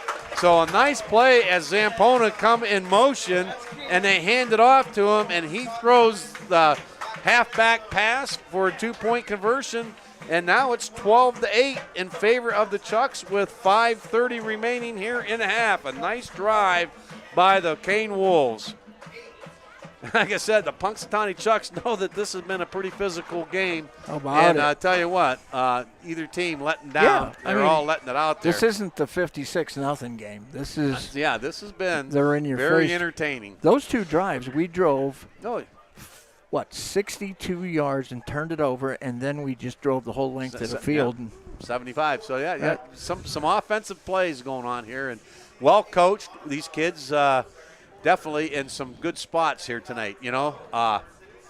And for Punxsutawney, they made some big plays. Oh, yeah. They're a good football team. Boy, they are. I mean, they had a couple of third and longs, and they were able to convert. So a good chess match, good coaching from both sides, and entertaining game again here, Bruce. There is some good coaches in this league. You know that? Let me tell you. I mean, really smart guys. Yep. Putting the kids in the right spots. And we see it every week. Let the kids play, yeah. I love watching this. So going to kick is Walker for the Wolves. And he hits a high one down inside the 15. And that's Weaver. Yes. And a Weaver out across about the 30-yard line.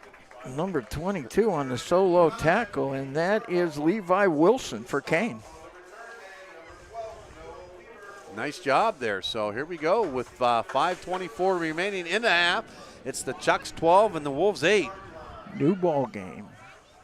And we just called that, too. It would have been like, you needed a drive. You needed to, and get points to off solidify the drive. your presence sure out enough, there. man. Yep. So here we go. For the Chucks, it's going to be Moore at the quarterback, out of shotgun with Bennett into the backfield. Weaver and Miller split out here. Now Miller in motion. And it looks like it's going to be Bennett trying to sweep it outside the 30, 35, out to the 40, stiff arm. And Zampona finally knocks him out of bounds. Not until a pickup of 15 out to the 45-yard line is Zeke Bennett. So a big play there by the Chucks. Boy, that guy gets the corner, man. He might only be 5'9", but he flies. Yeah, he is the true deal here. No doubt about it. We heard about him. And he's probably carried it 10 times this half, hasn't he? Got to be. So now Moore comes up under center. And it looks like Metz into the backfield. And they try this bubble screen, and that's going to be a pickup of about 8, tackled out there by Smith. That's Aaron Smith for the Wolves. Yep. And that's going to be a pickup of 8, and that was out to Noah Weaver. Just that bubble-type screen. Cowdy up on Bradford, 16-0 in the second, Steve. At Bradford, too. So here we go. It's 2nd and 3, and Bennett now tries to sweep it to the outside. And got him. Plants picks him off, but going to be close to a first down. Looks like and that looked like, is that not, that Landon Darr actually was out there, and he turned it back inside for Plants to make the tackle.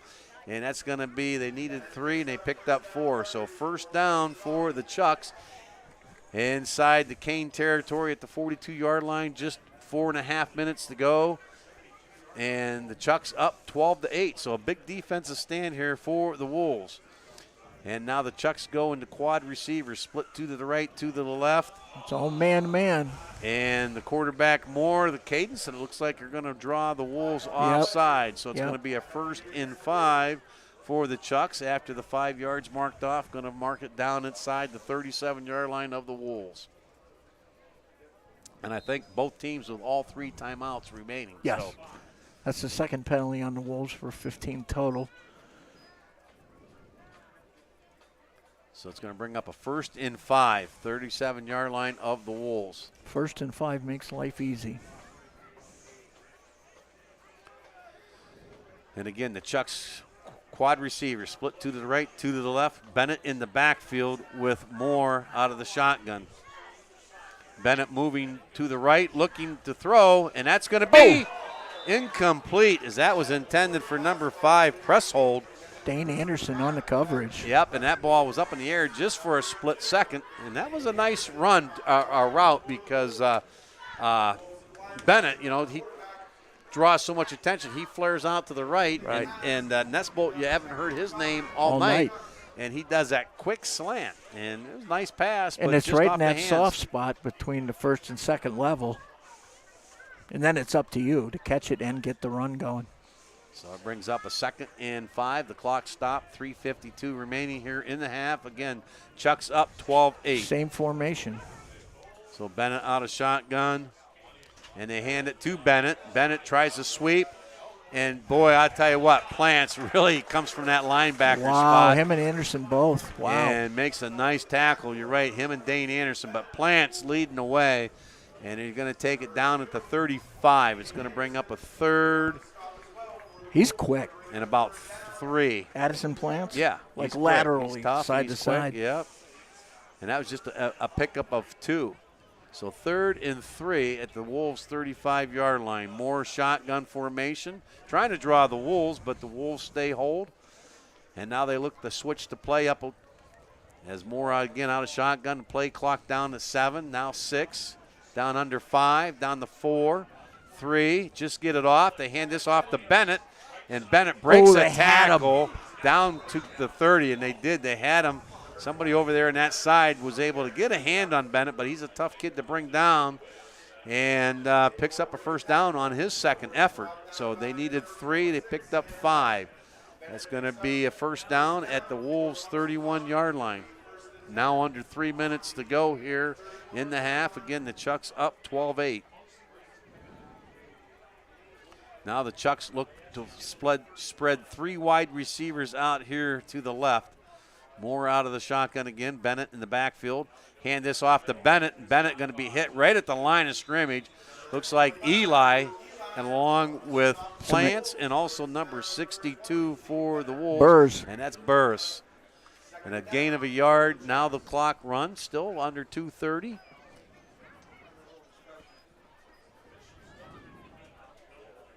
What a game. What a game, huh? It's a great game, Ben. Just almost 2 minutes to go in this opening half. So it looks like Weaver and Miller out here to the left side for the Chucks. More shotgun formation. Bennett in the backfield. And looking left, and they throw it. That's down the middle, wide open. And that is going to be a touchdown as Noah Weaver catches that quick slant. And the Wolves were bringing some pressure, and, that was just a quick slant across the middle into that zone, and takes that for a touchdown, a 31-yard pass and catch from Moore to Weaver. And that kid's got some wheels, too. Yeah. And how big is Weaver? He got to be 6'1". He is. It doesn't say on there, but he's tall. Yeah, he's a big, tall, strong kid. So now it looks like they're going to try the extra point. Peyton Hetrick on the kick, the snap, and the kick looks like it's good. So right before the half, 2 minutes to go, and it is 19 for the Chucks, 8 for the Wolves. So that was a nice drive. That was what was Very that about? nice. That was about a 75-yard drive, and some on a 31-yard nice catch from Weaver. Pitch and catch, Yeah, just like that they're was doing it in the backyard. Yeah. And Weaver only a junior. Yep, and they answer the Wolves score with a score of their own. Up by 11 now, So the Chucks over Kane. Yep, the Chucks, you can see a big improvement, right? This is about the 3rd year that we played these guys, right? For some reason. And we handled them pretty well. Yeah. So you can see a big improvement here. Well, that's what the problem, that freshmen and sophomores turn into juniors and seniors. You know what I mean? Mm-hmm. And like I said, that roster is a 42, 43-man roster over there. So Hetrick going to kick off for the Chucks. So Dar and Zampona stand deep inside their 15. Here's where you need a big return. They're kicking to Dar. It's going to be the Dar at the 25. Trying to make something happen, just running sideways, and going to be tackled about at the 27-yard line there by number Nesbitt.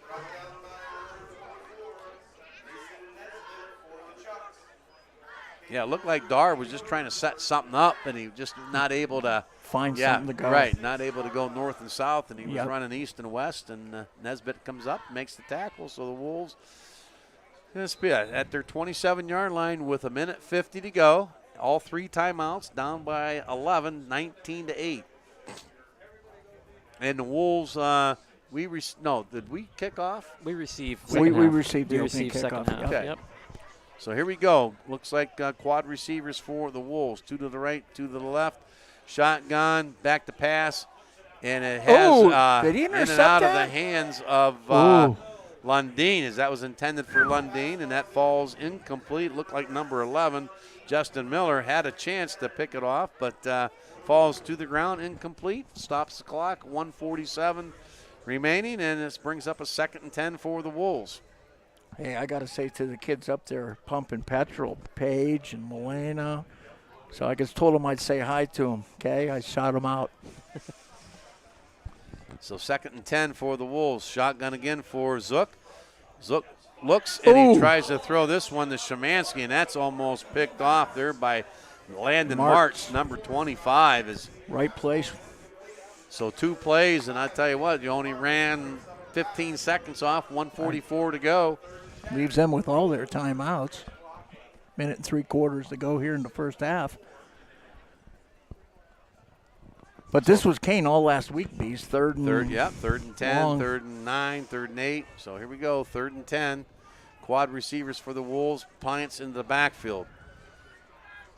Dar and Lundeen split out here to the left, and looks like Zampona split to the right, and they hand this off to Plants, and Plants going to be tackled, maybe a pickup of about a yard, and that's number 58, I think it is, on that tackle. 59, Higley, and Winsky also on the tackle, but that's going to bring up a 4th down, and Punxsutawney going to take a timeout out there to stop the clock. Why not? And that will leave them with 2 remaining. See what we got for scores, Beezer. Yeah. Let me get this updated. Tyrone over Brookville, 14-0. DuBois over Brockway, 12-0. Cowdy 16, Bradford nothing. St. Mary's 7, Ridgeway 6. Keystone 16, Union AC Valley nothing. Red Bank Valley 12, Carn City 7. El Catholic over Montauk 8-0 in the first. Eisenhower, Cambridge Springs, these are all. Nothing on that Port game? Or was that there? Port and Clarion, that was. The Port game, I had it early. Cameron's over Smithport, 6-0. Why can't I find it? Hey, good timeout here by the Chucks, right? With Sure. With 1:24 to go, going to make Luke Eli punt for the Wolves, and he's going to be standing back around his 15-yard line, and back deep is going to be Bennett for. And boy, he hits a nice one, and he takes it away from Bennett, and that goes out of bounds right about at the 41-yard line of the Chucks. And he want nothing to do kicking it to Bennett, so that was a smart kick down the sidelines. And the Chucks will start at their own 41-yard line with 1:18 to go here, and they're up by the score 19-8 in the half. 16-7, Port Allegheny over. Port over Clarion, 16-7. Yes. And Chucks have 1 timeout remaining. So here we go.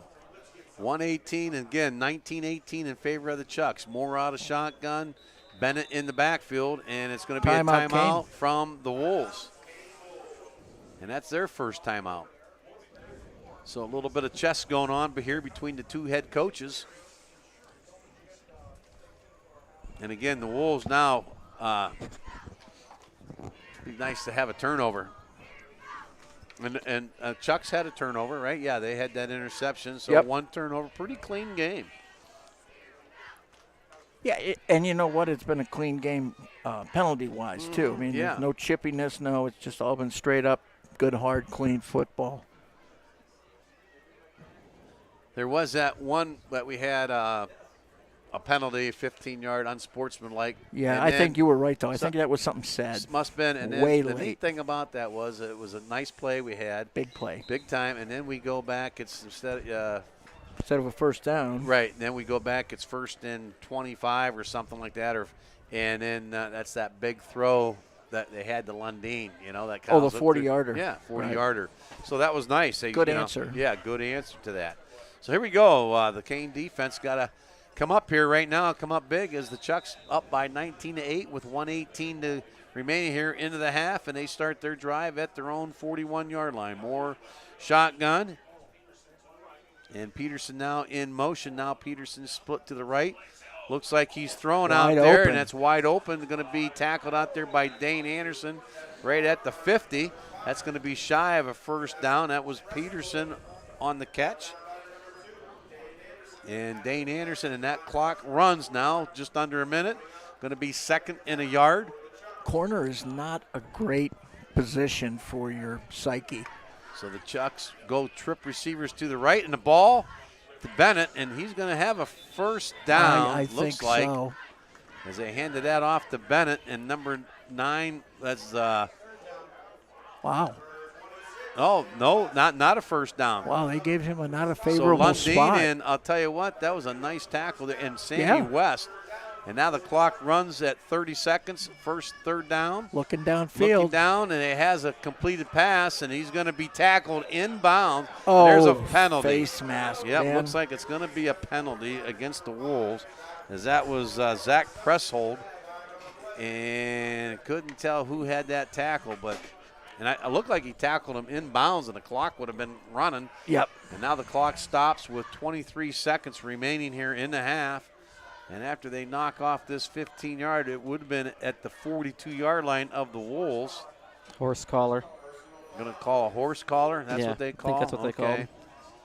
And that's 10 or 15? It's going to be 15. 15. Yeah, Yep. man, Big instead one. at the 42, there takes it inside the 28-yard line of the Wolves. So the Chucks have one timeout remaining. 23 seconds to go here. You can get it 15 yards at a crack with the clock stopped. That's great for Punksy. So 1st and 10, the ball at the Wolves' 28. Now the clock starts.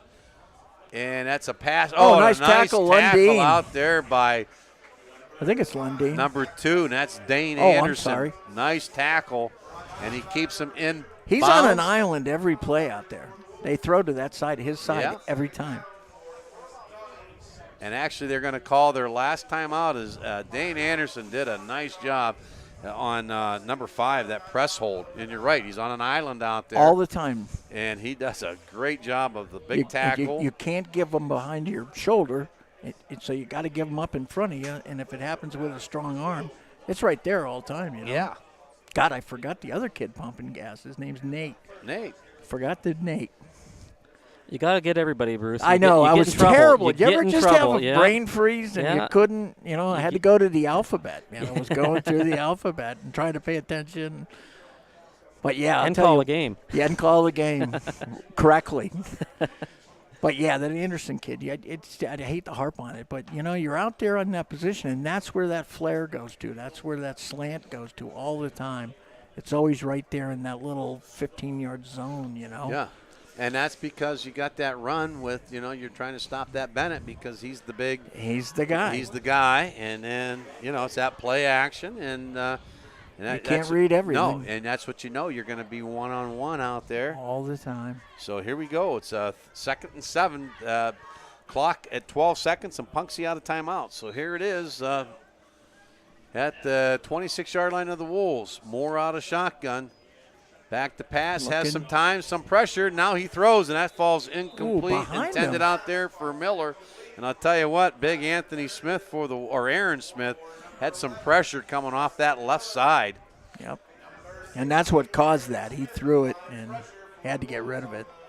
And that took 3 seconds. That's going to be a 3rd and 7 at the 26-yard line with 8 ticks of the clock remaining here. And again, the Wolves down by the score of 19-8. Big stand here would be nice for the Wolves' psyche, wouldn't it?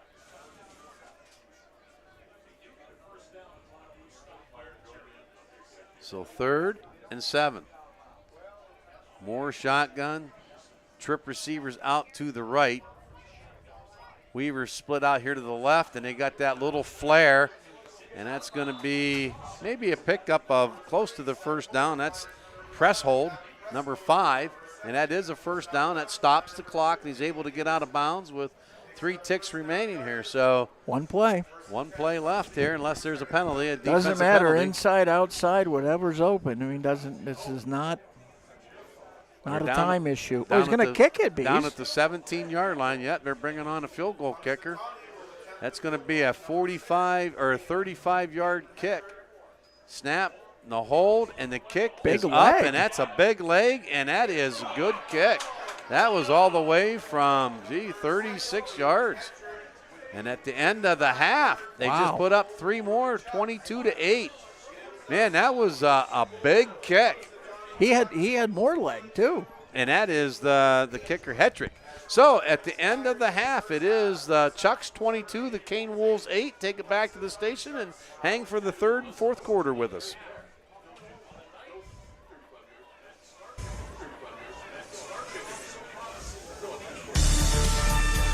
XCY's halftime show is sponsored by Lobo Fitness at 27 Fraley Street in Kane, offering classes for all ages, personal training, and 24/7 access.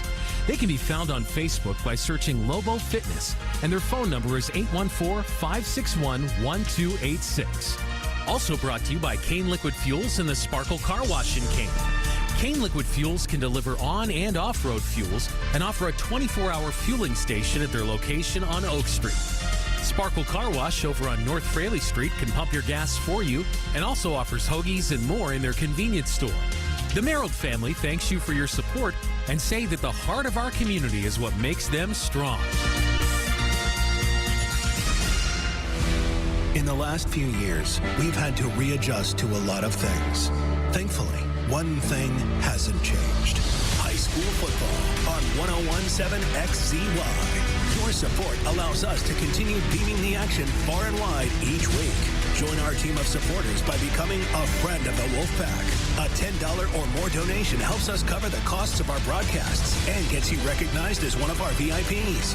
Just visit WXCYradio.com and click on Friend of the Wolfpack to give quickly and securely online. Or you can send a check to WXCY Radio, P.O. Box 504, Keene, Pennsylvania 16735. Thank you. You're listening to Kane Wolves High School Football on 101.7 XCY. Supported by great local businesses like these. Zook Motors, Route 6, just west of Kane, with new and pre-owned cars and trucks and service and parts department. Their inventory listings are online at zookmotors.net. Kane Elks Club, serving dinners on Fridays for members and their guests starting at 4 p.m. daily. Open bowling and league play available throughout the year. For information, call the Elks at 814-837-8812. Howard Hanna Professionals, representing buyers and sellers of homes, commercial properties, and acreage in the Kane area and surrounding region. Online at howardhannaprofessionals.com. Field Street Boots, offering Carhartt and Timberline clothing along with hunting and fishing supplies. You can find them on Facebook or 18 Field Street in Kane. D'Angelo Custom Built Manufacturing, proud to stand behind Kane High Athletics and Academics. On the web at custombuiltmfg.com. Pepe's Bistro, 127 Fraley Street in Kane, with a food and drink menu including salads, subs, and wings, as well as a selection of beer. Their phone number is 814-837-8712. The Spoonwood Inn. They offer lodging and accommodations on Route 6 on the edge of Kane, just across from the Knox and Kane Bike and Walking Trail. They can be reached at 814-561-1365. Flickerwood Wine Cellars, with wines made in-house as well as a gift shop and cocktail lounge offering a menu of entrees. They're on Flickerwood Road in Kane. Haberberger Disposal, providing careful removal of household or business trash for customers around the region. They can be reached at 814-558-4304 or online at haberbergerdisposal.com. W.E. Swanson Agency, offering plans for auto, homeowners, and business and commercial at 23 Fraley Street. On the web at WESwansonagency.com. Texas Hot Lunch and Four Sons Family Restaurant. Field Street in Kane, home of the Kane Texas Hot, and serving breakfast, lunch, and dinner 7 days a week. 814-837-8122. Kane Lumber and Fuel, True Value Hardware. Located at 250 Hemlock Avenue, serving the Kane area for over 85 years with remodeling and building supplies, tools, and paints. Cook's Home Furniture, located at 27 Fraley Street, serving you furniture styles and designs for all the rooms in your house. CooksHomeFurniture.com. WXCY XCY LP Kane. A place to feel connected, a part of our local community with info, insight, and great music. 1017 XCY. Time now for a special halftime edition of Wolfpack Chat. Bringing you an inside look at high school sports action in Kane and around the region. Here's your host, WXCY Sports Director, Chris Nicholas. Hello, everyone, and welcome to Wolfpack Chat. Wolfpack Chat is your place for news and talk about Kane Area School District sports. This week, the sports season have started, so let's dive into the program. Wolfpack Chat is brought to you thanks to the support of Allegheny Eye Care in Kane. Allegheny Eye Care is a provider of optometry services and vision care products. Dr. Blake Hausler is experienced at diagnosing all types of conditions and can offer a corrective plan with the goal of eyesight improvement. They're located at 175 North Raleigh Street and can be reached at 837-7880. We thank Allegheny Eye Care of Kane for supporting 1017 XZY. Now, the weekly sports wrap-up. Hello, everyone, and welcome to Wolfpack Chat. This is Chris Nicholas. I'm here with Matt Gasberry, and we're ready to start this week's show. Sports have started, the seasons are underway, and we have some things to talk about. I think everybody's had a contest this week, so we can talk about that. We're going to start with volleyball. Kane defeated Bradford 3-1. Jana Johnson had 21 set assists, Micah Costanzo 22 digs, and Maya Smith added 20 digs, all on the defensive end for the Lady Wolves. Very nice. Cora Jekulek and Mia Anderson each added 10 kills. The Lady Wolves will be back in action Tuesday when they host Sheffield. Yeah, they have a little bit of height in that team this year. A lot of tall girls there. You know, a lot of things happen, and they've all had some varsity experience in the past. So good things to come from this team. Right. And they also competed in the AC Valley They did. tournament. Again, that was a good experience for them. Lots of different variety of teams. You had the Clarion teams, you had ECC, you had Johnsonburg, which are going to be some stiff competition. So it's good to see those teams early in the season and see how you progress against them as the season goes on. Yeah, and as we talked about last week, tournament play, you play all day. You get there early and you play late, and it's good experience, and it showed. The Lady Wolves started off with their 1-0, start the season. Boys soccer, they lost a heartbreaker to Northern Potter 4-3 in overtime. Ethan Illebra, Aaron Mishik, and Tyson Boschard all had goals for the Wolves. Chase Holtman pitched in with 14 saves at goalie. These Wolves will have a week-long layoff before their next game on Thursday, September 8th. So during that week, you get your game under your belt, fine-tune some things, and get ready for your second contest. Yeah, there were lots of ups and downs in that game. I was watching it from the press box. I was setting some things up there for some streaming things, and boy, it was a lot of excitement there, and the game was well attended. So they'll rebound. They'll rebound and keep going, and the season will go on. It's good to be battle tested in the beginning. Yeah. So you have that tight matchup. That'll help you with experience as you progress towards playoffs later in the season. It sure will, and it's unfortunate loss for the Wolves team there, but they'll rebound. They'll move on. They got a week to think about it. Watch some film. I know Coach Sackwin's big about watching film.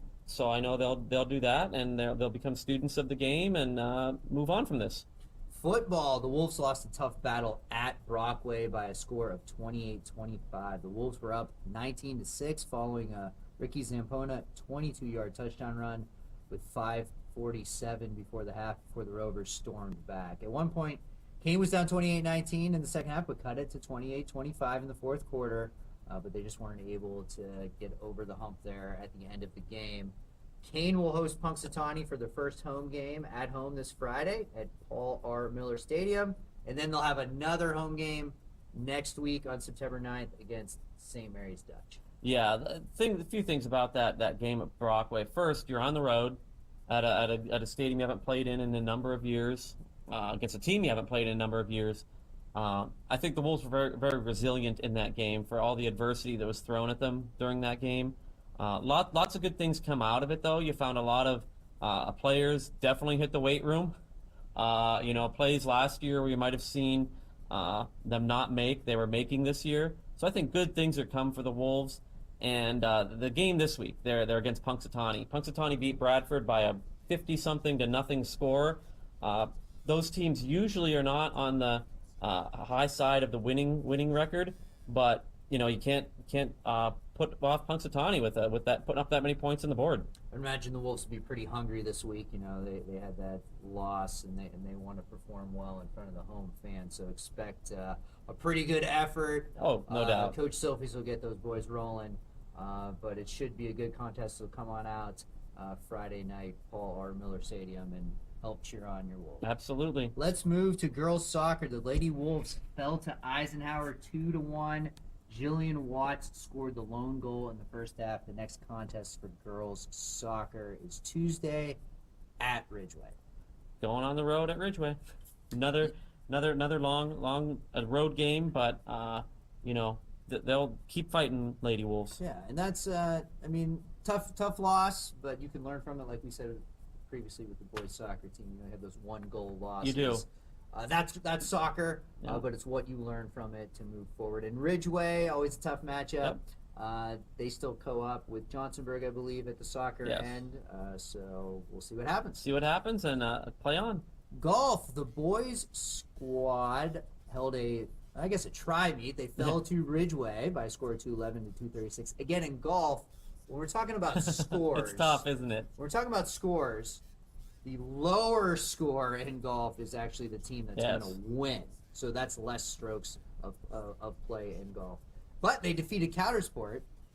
And again, this was at Kane Area Country Club. Finn Chamberlain was the low scorer for the Wolves, carding a 42, followed by Ryan Huber with a 46, Caden Smith with a 47. The boys' next match is Tuesday at home again at Kane Country Club. And you love those home matches. They're on the road there to begin with. So they'll keep improving as well. And golf is a team, or golf is a game that there are days that it's more of a mental game than a physical game. This team's going to need to figure that out. Get the mental side down. The physical side will come around as they play more. Right. And Finn Chamberlain, he's a freshman. Oh, shooting a 42. That's great. That is a great start to your golf career. Absolutely. What is that? His second match? Second or third ever? match, yeah. So that's good. And as time goes on, those scores start coming down a little. Yep. And you get those top three moving up, and the rest contributing. You can do some damage when it comes to playoff time. For sure.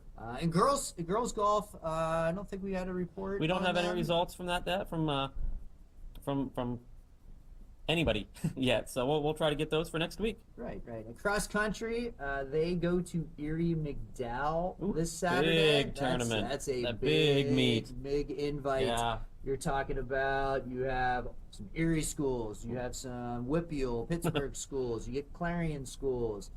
Pretty much, that's one anybody that's anybody is going to that you even invitational. get some Southern New York teams to get to that. So I would say that's one of the bigger meets in Western Pennsylvania. Yeah. So that'll be a good measuring stick for our cross-country team as they start their season. They then go to Brookville on Tuesday. This cross-country team did have their first meet this past Tuesday. It was a home meet. A little bit after the rain. The rain cleared up, and they did get out there, but we didn't get a report from Coach Hunt. So we'll try to get results for next week. Yeah, and this time of the year for cross-country, with the heat and the humidity can sometimes be a daunting task. They probably like it as the season goes on when it gets a little cooler as opposed to right now. So for sure.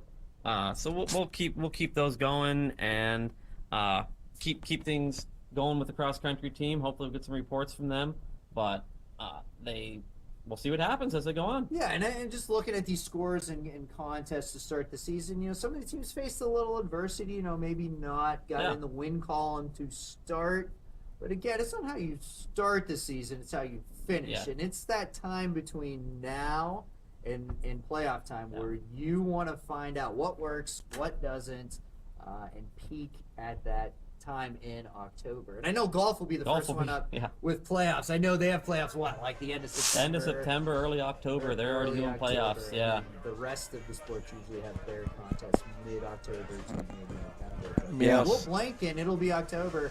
We'll blink again and playoffs will be here. So enjoy the season. And don't blink more because the snow will come. Don't be saying don't that. Be saying that. No snow yet. No snow yet. But overall, pretty good start. We'll see how they do next week, too. All right, so that's pretty much our wrap-up of all the things in sports happening. For Matt Gasbury, this is Chris Nicholas, and we'll see you next week. In the last few years, we've had to readjust to a lot of things.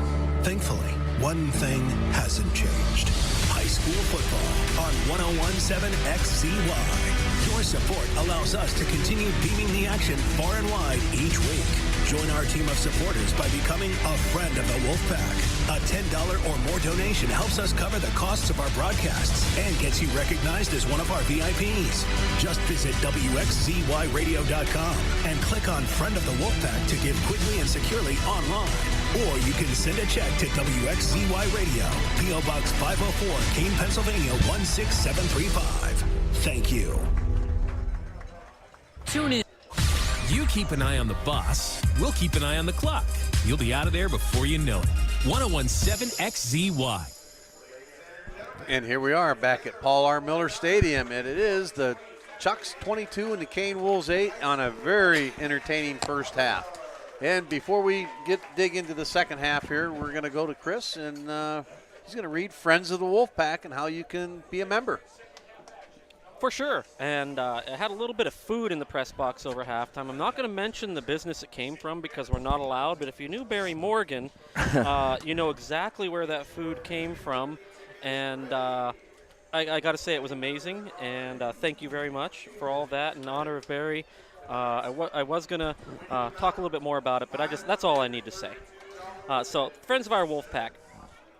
We'd like to thank, and I'm out here with not much light, so I'm trying to do my best here, Joe and Shalise Gentile, along with the fireworks crew, Tyler and Katie Smith and family, Mary Rotar, Molly Smith and Ray Rockwell, Tom Jones, Dick and Joyce Graville, Pastor Galvin and Gail Cook, Kane United Methodist Church, East Kane United Methodist Church, Basil and Francine and Brogno, Jim and Kathy Graville, Matt Gailey, Brittany and Tyler Bezak, David Korn, Jane Bosjancic, Pam Wright, Joshua King and Nicole Olowinski, the Barner family, Jodell, Michelle, Jason, and Kurt Barner, Elena and Colin Strom, in memory of Jack and Judy Barner and Judy Newfer, Bruce and Joanne Leonard, Tom and Carol Nicholas, Rita Graville, Resold Shop, Stephen Marcy Bezak,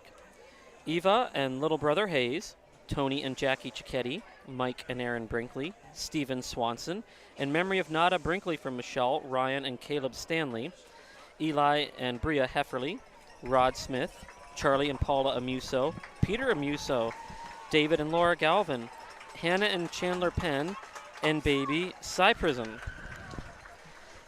Still going. Claire Galvin, Peter Galvin, Mark Gwinney, Joan Walker, Jacob Walker, Thomas Walker, in memory of Travis Walker, Jack and Jill Walker, Dennis and Jerry Lee Galvin, Cyrus, Lexi, Diesel, and Eric Novacell, Colton Johnson and Barbie Johnson, Vicky and Dave Thompson, Phil and Donna Ligenfelder, James Ligenfelder, a 2014 Wolves team alumni, Craig and Debbie Wenzel, Jack and Linda Hedlund, Bob and Tina Rumsick, Bobby Rumsick, Ruth Heater, Don and Sue Stitt, Kim and Bill Cicchetti, Mel and Sandy Brinkley, Parker and Jody Brinkley, Jeremy and Joe Beth Brinkley, Keith Regal, Kathy Roston, our clock operator here tonight, Casey Jones, Art and Bonnie Johnson, and Rick Zampona.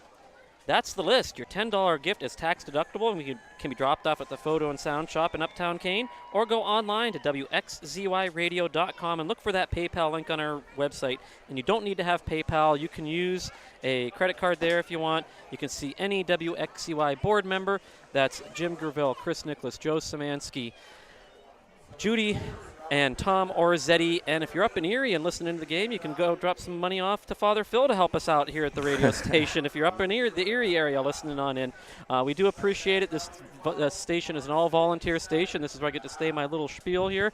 We're a non-profit, non-commercial station, so every little bit of help that we get is all from our listeners. We're listener-supported, so we appreciate everything and appreciate all that the community does for us. So with that, guys, the Chucks are up 22-8. It's on you. Hey, that list keeps growing and growing and growing. You're going to need a whole half yourself, Chris. A binder. Yeah, It's getting there, isn't it? Hey. We appreciate it. It's great. It's really great. It is. It's very awesome. And it said community, people that moved away. I mean, that's what it's all about here. Hey, Zach Holt up here in the booth too, Chris. And he's going to be doing a game coming up here, the Port Allegheny game in a few weeks. So he said everybody's a volunteer about it. So it's nice to. How about it? Yep. So there's Zach, and he knows a lot about football. Actually, I think he might have forgot more than what I even know. Exactly. You know? Yeah. Half my age, but he's into the football. And Sure enough. so, yeah, hey, a very, very good, entertaining first half. And Zach, we were up here talking a little bit and said the Wolves just not really deep. You know what I mean? That's what we were talking with 29 kids on the team. Makes it tough. It makes it tough. And how you had talked before the game, Bruce, these hot nights, the kids are going both ways, not getting many blows. And Punksy was able to, bring some kids in and out and give them little blows throughout that first half. And, that's just kind of plays a little bit in favor for the Chucks. But I tell you, I was amazed and very pleased the way the Wolves' first half went for them. Yeah, they gave up a couple big plays there that kind of separated it, and they shot themselves in the foot a couple times. But other than that, they put a few sustained drives together, moved the football pretty well, and late scores have now, And we weren't separated doing it. stats, right, Bruce? Because No. there's just so much going on. But like I said, the Wolves have been able. They've moved the ball right with. I think they had Punxsutawney, three penalties. Punksy had one. But I mean, total yards and stuff like that. I mean, we moved it. I mean, it was. I said, Punksy. These kids know that they've been into a pretty tough physical first half. They really have been. I mean, it's really been. It's not the game they had last week, 56-0, was it? No, over Bradford. No, that's for sure. No. So, and again, a much improved Punksy team down. Because I think this is and the they third. are AAA. Yeah, they're a AAA Right. team. Yep, they're AAA. So, and like I said, was this the third year that we played them since they went to that big school, and then they changed the schedules around, and they stayed with it, which I like that schedule. And Zach Holt back here shaking that he likes it too. There's more parity this way. It's a nice schedule. It really is. Some parity and said some tough where they still kept some AAA and a Quad A team on the schedule. So And that's just because of a travel, and then they'd have nothing else to play, I guess. So here we go. We're set to go as the Wolves are going to receive here at the second half is Hetrick. Yeah, the kicker. Boy, he made a 35, 36-yarder. Made it look easy, at the too. half. So he kicks off, and that's going to be Zampona on the run, and the ball at the 20, the 25, and Zampona close to about the 28-yard line. Looked like Luke Miller out there, number 11, and that is, again, Justin Miller on the tackle, along with number 77, Canoff. Zampona got a favorable bounce on that one. Kind of bobbled it and was able to stay with it and pick it up and takes it out to the 29. So the Wolves start their first possession of the second half at their own 29-yard line, down by the score of 22-8. Let's see what kind of drive the Wolves can put together here. Split out wide on both sides. So again, Zook shotgun formation. Plants and Zampona, they hand this off to Zampona, and Zampona hit right at the line of scrimmage, number 75, and that kid is a big load, and that is number Matthew Grunsky, and he's a big kid, 6'1", 255, and he stands Zampona up right at the line, no gain, 2nd and 10. Landon Peterson in there again, too. Boy, that kid's been all over the field. So Plants into the backfield with Zampona, shotgun for the Wolves quarterback Kyle Zook, and receiver split out here, Landon Dar.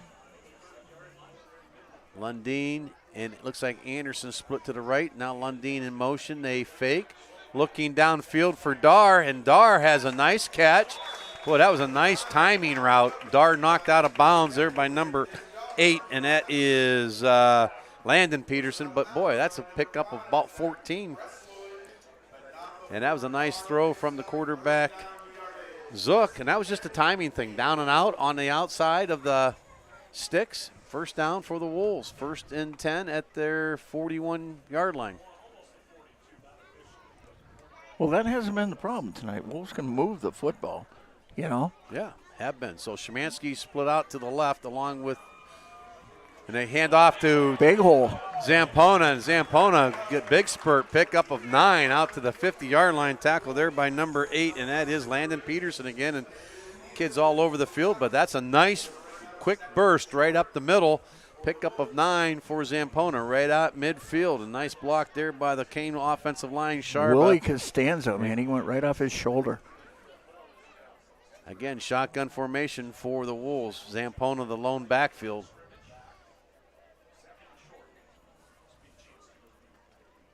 Zampona again, right side, 50, 45, out close to the 40 again. 9. Landon Peterson on the tackle.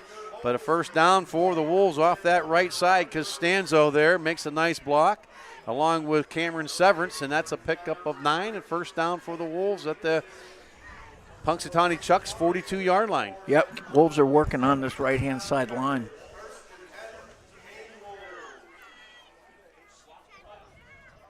Again, shotgun formation for the Wolves. Lone backfield, Zampona as plants the up guy on that right side. And again, there's Zampona off that right side, the 40, down to the 35. Again, Landon Peterson. It's been the Peterson-Zampona show here as they've been battling. Cameron Severance out there leading the way, too. Along with Plants on that right side, Bruce. You're right, number 59, Severance. And that's a pickup of 8. So, yeah, the Severance on the line and Plants out of that fullback spot up to the right side, and that's been the combination so far on this drive.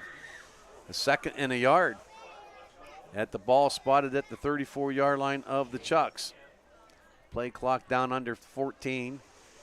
Again, Zampona hit, but breaks a tackle at the 30, and again, who's the guy? Peterson and Zampona. Yep. And that's a first down, and boy, Zampona eluded a would-be tackler right at the line of scrimmage and made a nice cut and picks up a first down, picks up about 5. So it's first and good for the Wolves at the Punxsutawney Chucks 27-yard line, opening series of the third quarter. Again, the Wolves down by the score of 22-8, just now under 9 minutes to play here, third quarter. Now Plants into the backfield along with Zampona out of the wing. Now Zook out of the shotgun, quad receivers, 2 to the left for the Wolves. Dar split out here to the right, and it's a fake as Zook tries to get outside and is going to be snuffed, maybe a gain of about 2. Then number 11, Miller, Justin Miller, runs Zook out of bounds, but that was a fake to Plants, and that play earlier worked, Bruce, for a nice pickup, but Miller stayed home and picked up maybe 3. It's going to be a 2nd and 7. And they're going to call it right at the Punxsutawney Chucks 25-yard line. Actually keeps them off balance. You know what I mean? I like that. Yep, good call, Bruce. That really trying to – you're right. You make them stay home, which Miller really did. That was a good play by Miller to stay home and put Zook out of bounds. And that stops the clock at 8:40 here remaining in the third quarter. 2nd and 8, they're going to call it. Zook back to pass. Looking downfield, has a man. Oh, and that was intended for Zampona, but I tell you, a nice break on the ball. Justin Miller breaks that up as that was just down the middle.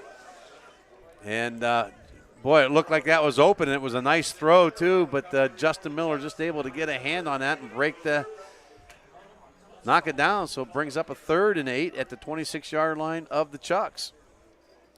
And the score 22-8 in favor of the Chucks.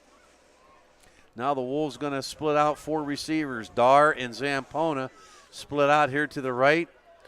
Szymanski split to the left. And now Zampona in motion. Goes left. Zook rolls left, looking, throws, and that ball's knocked up into the air and down, incomplete. That was intended for Sam Lundeen. And that was some traffic. So that brings up a breath 3rd. holder there, man. 3rd and 8. Again, the ball at the 26-yard line. It looks like the Wolves are probably going to go for this one on a 3rd and 8 inside Chuck's territory. Dar and Zampona again split out here to the right. Zampona in the slot spot. Szymanski And Lundeen split to the left as Lundeen on the inside plants into the backfield with Zook out of the shotgun. Gets the play off, rolling right, looking down, throws, fires, and that's for Dar, but that's knocked away by press hold. And that's going to be the end of the drive for the Wolves as they took that from, was that the 25? A nice march, but it stalls at their own, at the 25-yard line of the Chucks.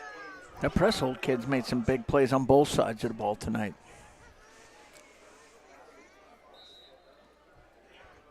Yeah, once again, the Wolves could have been able to move the ball.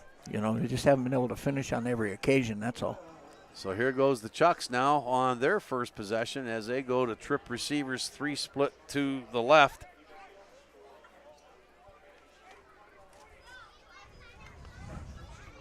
And Zeke Bennett into the backfield with Moore. Looks like Peterson, Martz split to the left. The ball on the ground, and it looks like the Wolves recover it, and that is big number 55, Kane Sharba.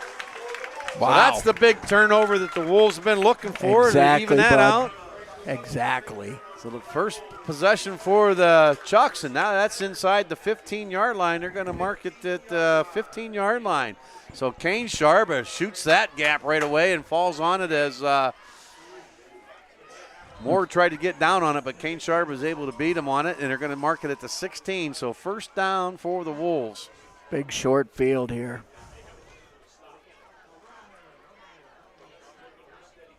Looks like Dar split to the left, Lundeen and Szymanski out here to the right in the backfield.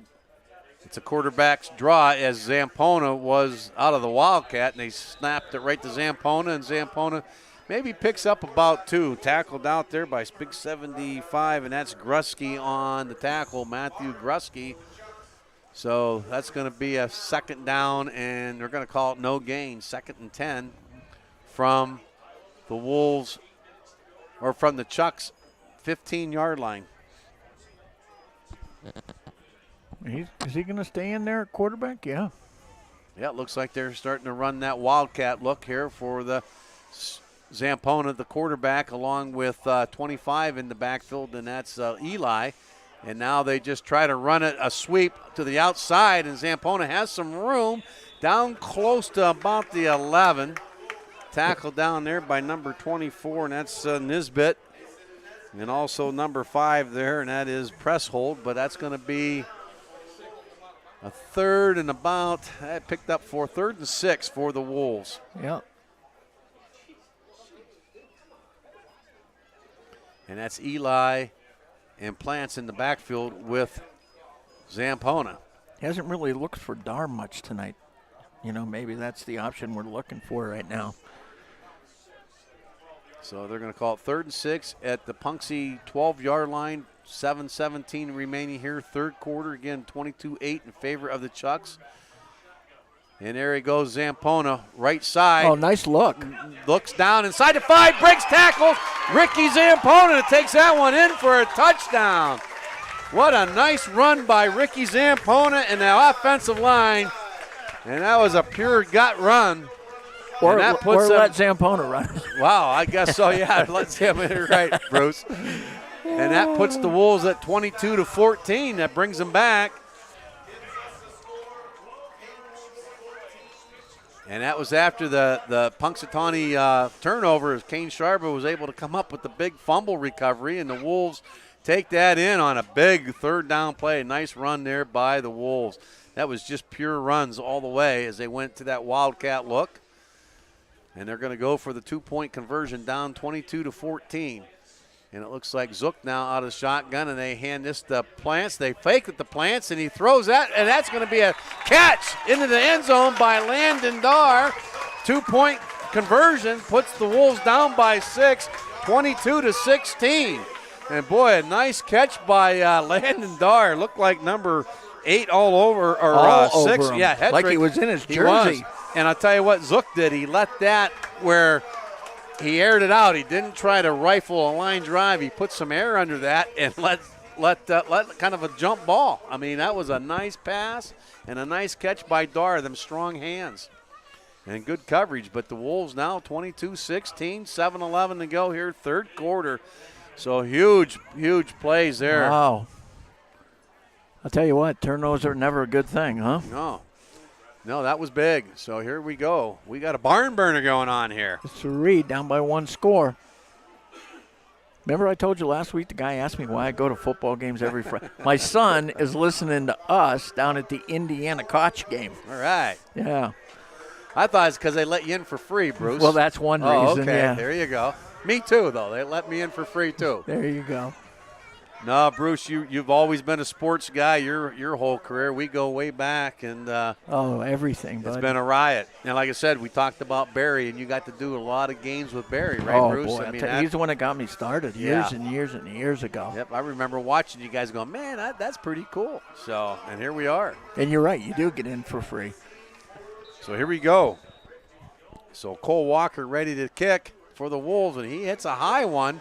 Going to be taken by Bennett at the 15, out to the 20, 25, up to the 30, makes a move, and he's going to be tackled right about the 35, and that's Costanzo, number 55 for the Wolves, and also it looked like number 27 for the Wolves, and that is Blaine Good. Yeah, Blaine Good on a tackle. So with 7:03 to go here in the third quarter, came down 22-16. The Punksies going to take over on their own 34. So it's Bennett in the backfield again with Moore out of the shotgun.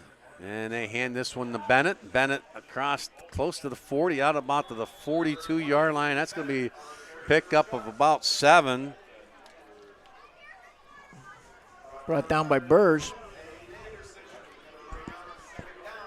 And there's Daniel Paul also in there, number 11 for the Wolves too, coming in. And that's going to be a pickup of 8. Yeah. They kind of got away from Bennett, didn't they? Yeah. So now Bennett again in the backfield, and here we go. Bennett off that left side, and that's a first down out to the 45, tackled there by Plants. And also Dane Anderson and Szymanski there for the Wolves. And you're right, Bruce, and they kind of got away. And you know what? You go with your horse, and that's bread and butter, yeah.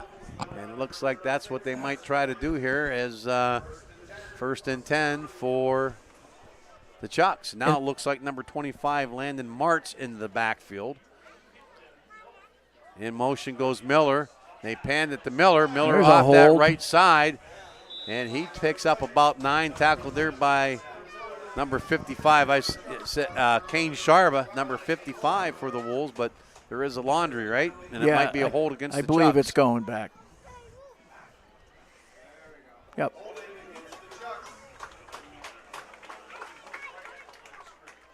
Yeah, Sharba has really played a tough game tonight in the middle and roaming around on defense. Yeah, definitely a physicality. It is, man. We always talk about football. I mean, that line, you got to be physical. You got to get a body on. And they're letting it out there. And you're right, Bruce. There's 3 10th graders playing out there on that front line for the Wolves, along with 2 seniors. So yeah, and this is the big boy. This is the big league. boy. Yeah, this is the big league. So Moore out of the shot, under center, looking to pass, and he throws that, and that's incomplete. He had intended some room for too. Weaver on that quick slant, and that just in and out of Weaver's hands. You're right, Bruce. There was some room there on that quick crossing slant play. But that's what, if you're going to bring the house, that means you're giving up some numbers. And had he caught that slant, I mean, there was nothing between the hash from the 40 to the end zone. So that falls incomplete. 2nd and 20, stops the clock at 5:48. Again, the Wolves down by a score of 22-16 as the Chucks 2nd and 20 at their own 35-yard line. And the play clock runs down under 10 now, and the Chucks still stand there trying to get the play. Down at 7, down to 6. Moore out of shotgun, down to 3, down to 2, down to 1. Just able to get it off. They hand it off to Bennett up the middle, and Bennett hit Plants first.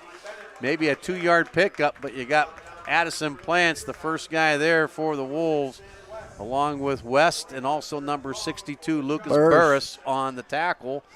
And that's going to be a 3rd and about 17 or 18 Big play. At the 38-yard line of the Chucks. The shotgun is Moore. Oh, on the ground. Ball on the ground, and they're going to stop the play because it looked like maybe there was a legal procedure against the Chucks. And that might have been a little bit of a break for the Chucks because the ball goes on the ground. It was a nightmare getting worse. Yeah, and it said that could have been a big favor for them that they were started a little bit early, and that stopped the play. That's going to be a 5-yard penalty against the Chucks. So now it's third and 22 at the 33-yard line of the Chucks. So big time here. 3rd and 23, they're going to call it. They're going to bring them again. Back at the 33-yard line of the Chucks. 5:20, the clock stopped. Moore out of shotgun. Trip receivers for the Chucks. Moore looking downfield, and that falls incomplete. Tended for Weaver. As Lundeen on the coverage, and Weaver had a step. He did. And ball just a little bit overthrown, and it looked like some pressure. Plants was getting it right up the middle. On Moore. Yeah, had to let it go just a little bit early. Yep. So that stops the clock at 5:15, and that brings up a 4th down. 4th and 23, a country mile, back at their own 33-yard line. So the kicker is number 6, right? And that is who is that again? That's Hetrick. Yeah, Hetrick. He's the big leg, and that's a punt down to the 40, down at the 35-yard line. Almost hit a Wolf, I thought, but it looked like it was close. Yeah, it was close. Yeah, very close. But yeah. How can I forget that kid's name? Peyton Anderson. Hetrick. Oh, at Hetrick, the kicker. All game long. He punts and he also kicks. Yep. So it looks like the Wolves. Looks like Zook is going to go back in the quarterback. So yeah, boy, I tell you what, that would have been a bummer if that would have hit a Wolf out there. Just off an ankle or anything. Close, yeah. After making that big stand. So the Wolves take over at their own 34-yard line with 5:05 remaining here, 3rd quarter, down by 6, 22-16. And you're right, Zook back at the quarterback spot, out of shotgun. Trip receivers for the Wolves, 2 to the right. And they pitch it here to Zampona, and that's going to be red. Zampona hitting the backfield. Landon number Peterson. 9 there. Yeah, Peterson, number 8. And I'll tell you what, that's probably going to be a loss of about 2 or 3. But they just read that sweep there, that pitch, and the Chuck's ready for that. So it's going to bring up a 2nd and 12. I'll tell you what, that kid has been all over the field. Yeah, he has been. Yep, Landon Peterson, 5'8", 156, senior. I'll take 10 of them. So 2nd and 12 for the Wolves. Shotgun from Zook. Zook going looking. Deep. Got a man, and that's Lundeen. He's down, and it overthrows them both. Looked like Lundeen tried to stop a little bit and then tried to, stop and go, stop and go, and he let that fly. He let it rip, didn't he? Mm-hmm. And that's going to bring up a 3rd down, 3rd and 12. The clock stops at 4:19 here, 3rd quarter. He's gotten a lot stronger in the last couple of years. Zook has? Yeah, Zook. Yeah, I remember watching him doing games of his down at the middle school. He's really improved a lot. I do have some scores, and next time we have a break here, bunch of scores. Sounds good. Yeah. So here we go. Quad receivers, 2 to the right, 2 to the left. Zampone in the backfield with Zook. Looks like they're trying to set the screen up, and they like kind of mauled Zampona out there. That was probably that was kind of a good play, but they were tackling Zampona before he even tried to throw to him. Right. But maybe you're allowed to do that as a blocker or something. I don't know, but it's going to bring up a 4th down, a loss on the play. So that first drive for the Wolves that ended in negative yards all night right there. They went backwards as now 2 big defensive stands on both sides as the Wolves held the Chucks, and now the Chucks held the Wolves. And they're going to be forced to punt as Luke Eli comes on the punt for the Wolves, and he stands right at his 10. Takes the snap and kicks a nice one down at the 40. Gets a bounce out of bounds. As they kick that away from Bennett, and that's going to be spotted at the 36-yard line of the Chucks. So, yeah, nice punt there by Eli, kicking it away from Bennett, and kicks it out of bounds down at the 35-yard line. 3:29 to go here in the third. Kane down by 6, 22-16.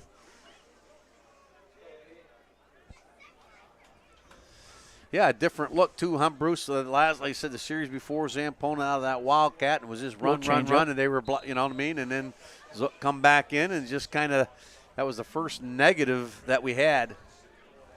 So and it was kind of deflating on Punksy's part because he ran the same play 4 times for positive yardage. Yeah. You know.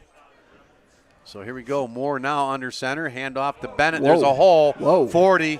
Breaks it outside. 45 midfield. Down to the 35. Lundeen forces him out.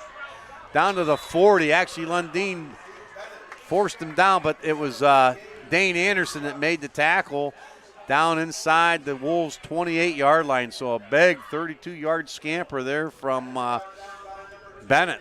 Yeah, that's not the kid you want in open space. Oh, and that just opened up the middle, and then he was able to knock it out to the right side. And right. Yeah, it becomes a foot race in one-on-one. He's quick and agile. So first down for the Chucks. Again, number 26 here, and he's taking it outside down to the 20, down inside the 16, and that's number 26. Sam West. Hey, Anderson kind of struggling coming off the field. And then we're going to come, who is that? Daniel Paul is going to come in and take.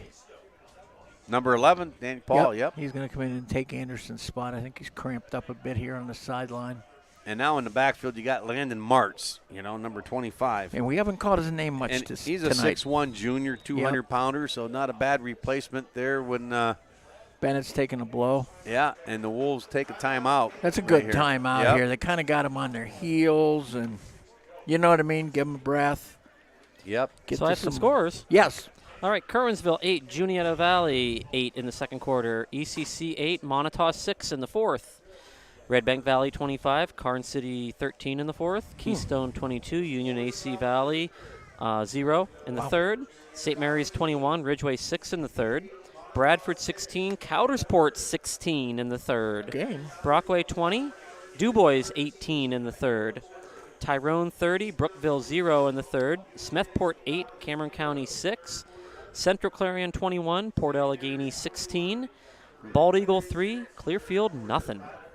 Beautiful. Awesome. So there we Pretty have big them. games going on there, Said the Port Clarion, and then what was the other? Oh, the Bradford score. No, the Brockway team playing DuBois, right? The DuBois was just up when I checked it, and then it refreshed, and now Brockway took the lead again. Wow, yeah. And we played with Brockway, We did. Pretty competitive going on here. So here we go. It's a first down. Seth Moore, the quarterback for the Chucks, out of shotgun, hands to Bennett. He tries to sweep it outside. Oh, nice tackle. And Addison Plants shoots the gap and picks him off for about a 3-yard loss, and it brings him back at the 21-yard line. But the Plants kid from that linebacker spot, like a shot, and to take that Moore or Bennett down on a solo tackle, that's a big task to do, and Plants does it. Good technique there. You So get you're right. him low That's and a you loss hang of, on for life. That's a loss of 4. Yep. So 2nd and 14. Back at the 21-yard line of the Wolves. So Moore now goes back out of shotgun, and he looks to pass, and he tries, and he does complete that. Zampona. And Zampona comes up.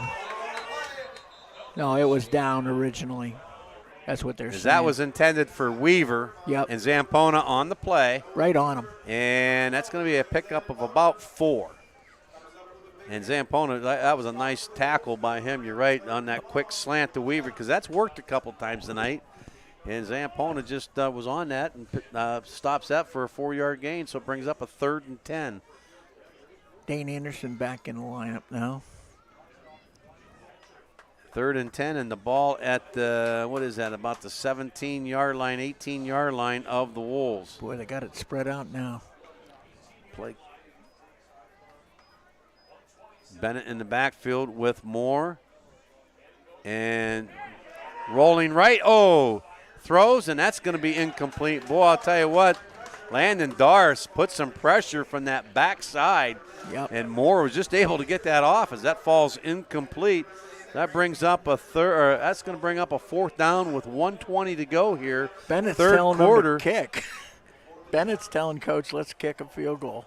Yeah, I mean, he made that other one from about the same spot, but it looks like that's what they're going to do. It's going to be a 35-yard attempt here from Peyton Hetrick, and he made an earlier one from 36.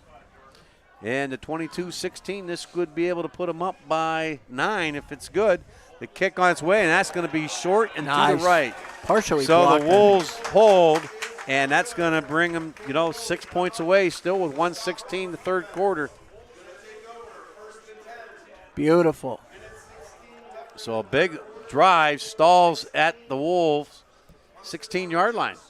Huge. The Wolves have cut into their to Punksy's reckless abandon run and big plays off left and right. You know what I mean? They've slowed them down a bit from the beginning of the game. That was a big run that the kid there that Bennett had to get him from down right. there at about 40. I mean, and that put him down there. And then the Wolves But come I mean, up with consistently, they were ripping it up, So here we go with 1:16 remaining here, third quarter. The Wolves find themselves down by the score of 22-16. Shotgun again for the Wolves. Zook looking to pass, has some time. Now he's going to decide to run. Tries to break it out down to 20. Ooh, and tackled there. Maybe a pickup of about a yard, but Landon Martz was able to. He ran 50. Yeah, he did. You know what? And I like that because it looked like he was not going to be able to throw it down there because the guys were covered. Right. And then he scrambled and made I like the pickup of 2. The fact that the kid didn't block him in the back to try to help him. Yeah. That was Smith. It looked like Aaron Smith. He looked like he held up. And that was a heads-up play. So instead of a negative, it's a gain of 2, 2nd and 8. As the play clock down under 10, the game clock under 30. Zook back to pass. Again, looks going to throw it, and that's going to fall incomplete. Looking for Anderson on that play on the sideline. And it wasn't looking for Dar. Dar was covered, and he runs outside, and he was going to be tackled for a loss. He was able to get rid of it, and Dane Anderson being in the vicinity there. So that could have been right a big on the loss. sideline, yep. And that stops the clock. At 25 seconds, it brings up a 3rd and 8 for the Wolves back at their own 23-yard line. Yeah, you got to live to fight another day sometimes. Yeah, that was good. So here we go, 3rd and 8. The Wolves got 2 receivers split out to the left. It looks like Anderson and Lundeen. Looking down, got time, and now he's going to be sacked in the backfield by big number 55. And that is Griffin Barrick. As that protection just kind of broke down, and Zook just kind of hung on to it a little bit long. And so that's 2 times in a row now the Wolves negative plays. And that's going to be the end of the third quarter. It is the Punxsutawney Chucks 22, the Kane Wolves 16. Take it back to the station and stick with us for an exciting fourth quarter.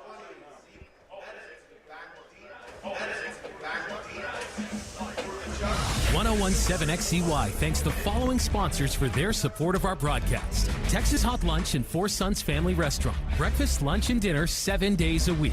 Zook Motors, Route 6 west of Canton. New and pre-owned cars and trucks. W.E. Swanson Agency, providing insurance for Kane and all of Pennsylvania. Kane Elks Club, with league and open bowling and dinners for members and their guests starting at $4 daily. D'Angelo Custom Built Manufacturing, maker of heavy-duty wreckers. Field Street Boots, offering Kane sports apparel, gear, and accessories. Haberberger Disposal, waste collection services for residential or commercial. Pepe's Bistro, 127 Fraley Street, open daily for lunch and dinner. Cook's Home Furniture, 27 Fraley Street in Kane. Online at cookshomefurniture.com. The Spoonwood Inn, with lodging and accommodations available on Route 6 at the edge of Kane. Flickerwood Wine Cellars, offering a variety of house-made wines and a cocktail lounge serving food whenever the winery is open. Kane Lumber and Fuel True Value Hardware, with lumber, tools, paints, and more at 250 Hemlock Avenue. And Howard Hanna Professionals at 30 Fraley Street. Listings can be found at howardhannaprofessionals.com. WXCYLP, Kane. All right, here we are back to Paul R. Miller Stadium for the final fourth quarter. 12 minutes to play. And it again, the Wolves 16, the Chucks 22, and the Wolves are going to be punting And it's going to be Eli, and he's going to be standing back inside his 5. And Bennett going to stand out his 50 at the midfield line.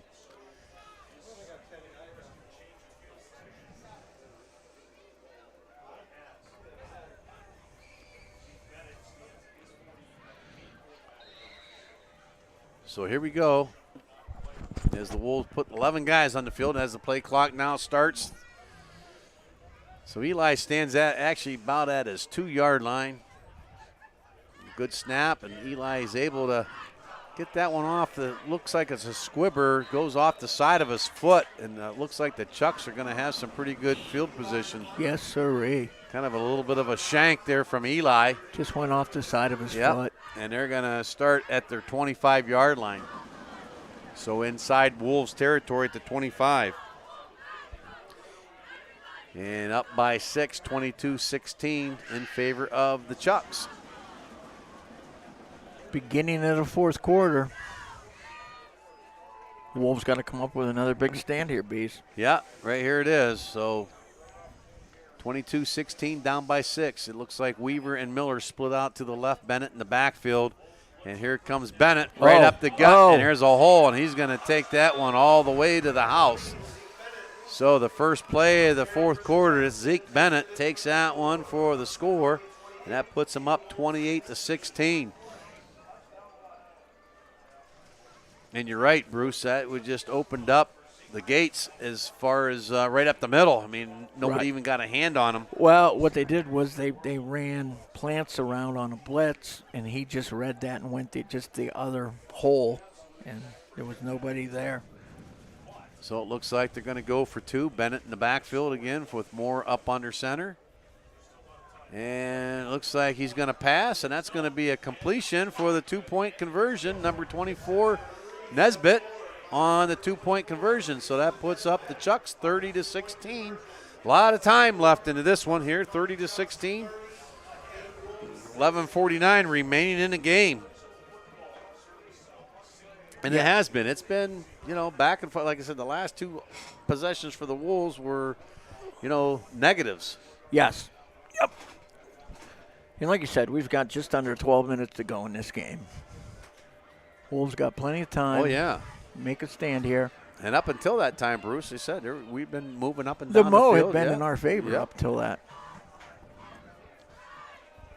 And this Bennett kid, definitely a big load there. Well, I think they've finally gotten back to him knowing that he was their bread and butter that opened it up for him originally in the first half. And you know what? Right. And then I look at their line, too. Their tackles, Rowan, 5'10", 280. Grusky kid, 255. Higley, 250. Winsky, 200.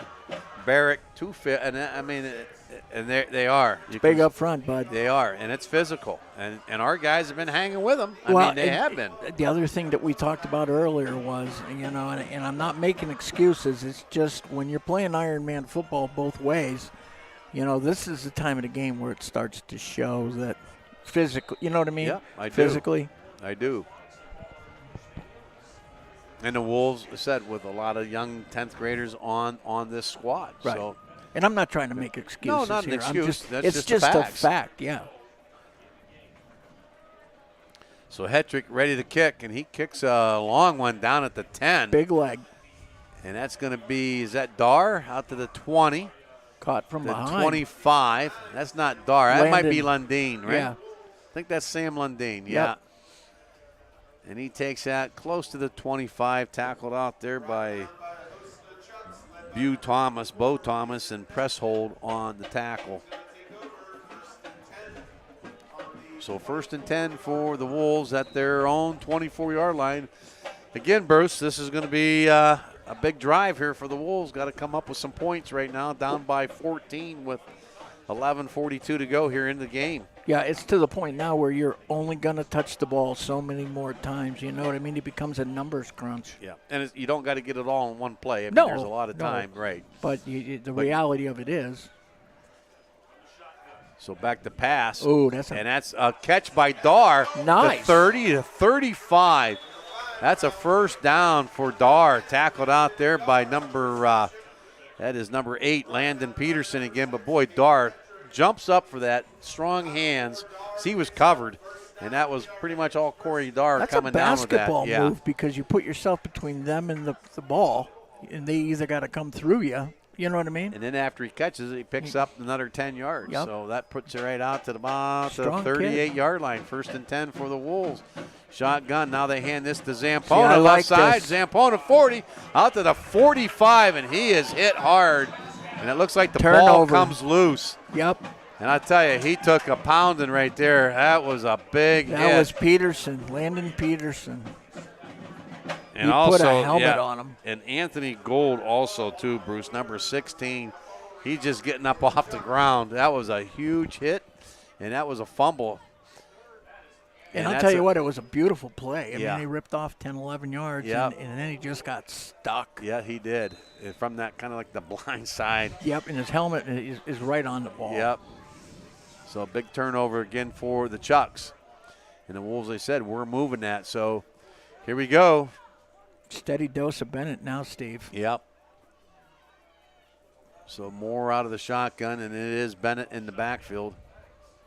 And they hand this off to Bennett, and Bennett breaks it outside down to the 40, 35, 30. There's going to be a hold.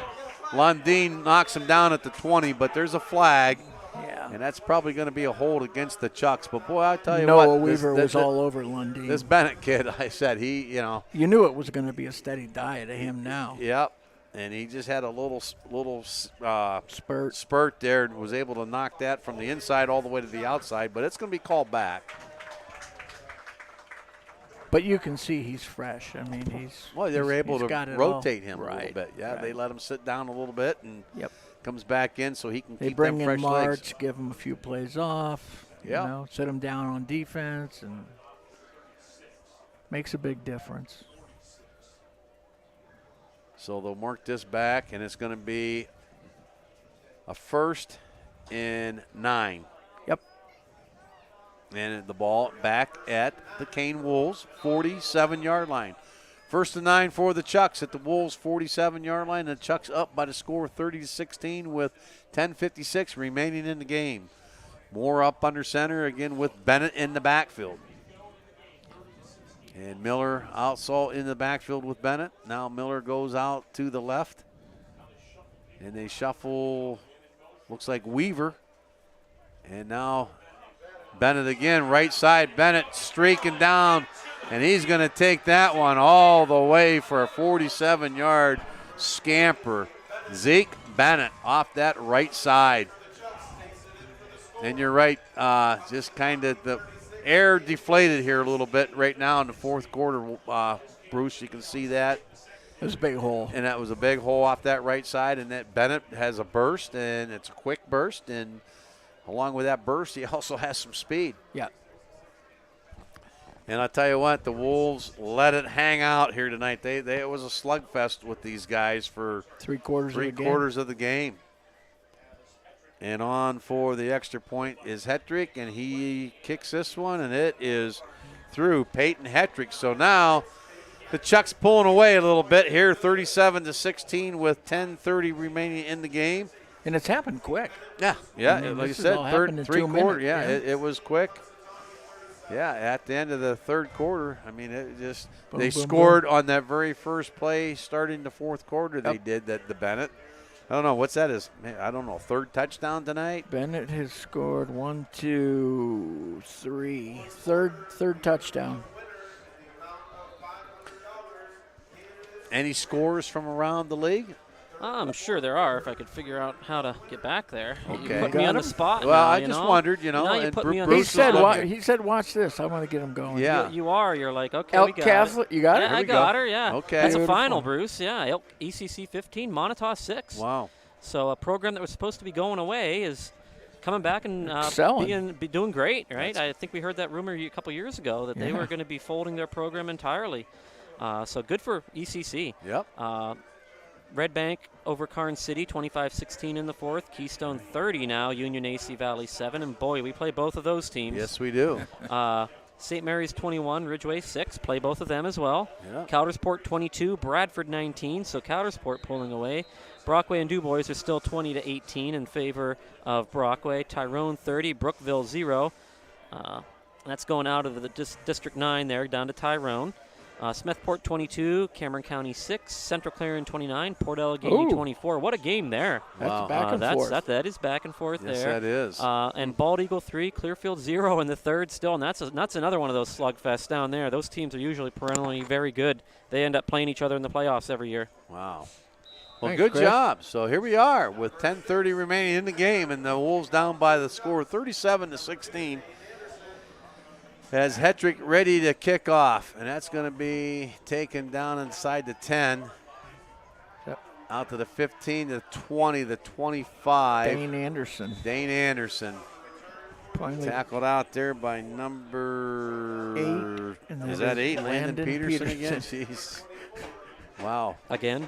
Again. Yeah, I mean, he's well into double-digit tackles single-handedly.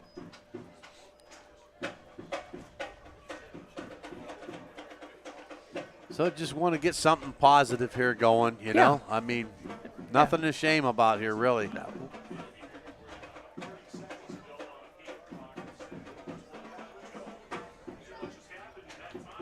So Zook going to be out of the shotgun.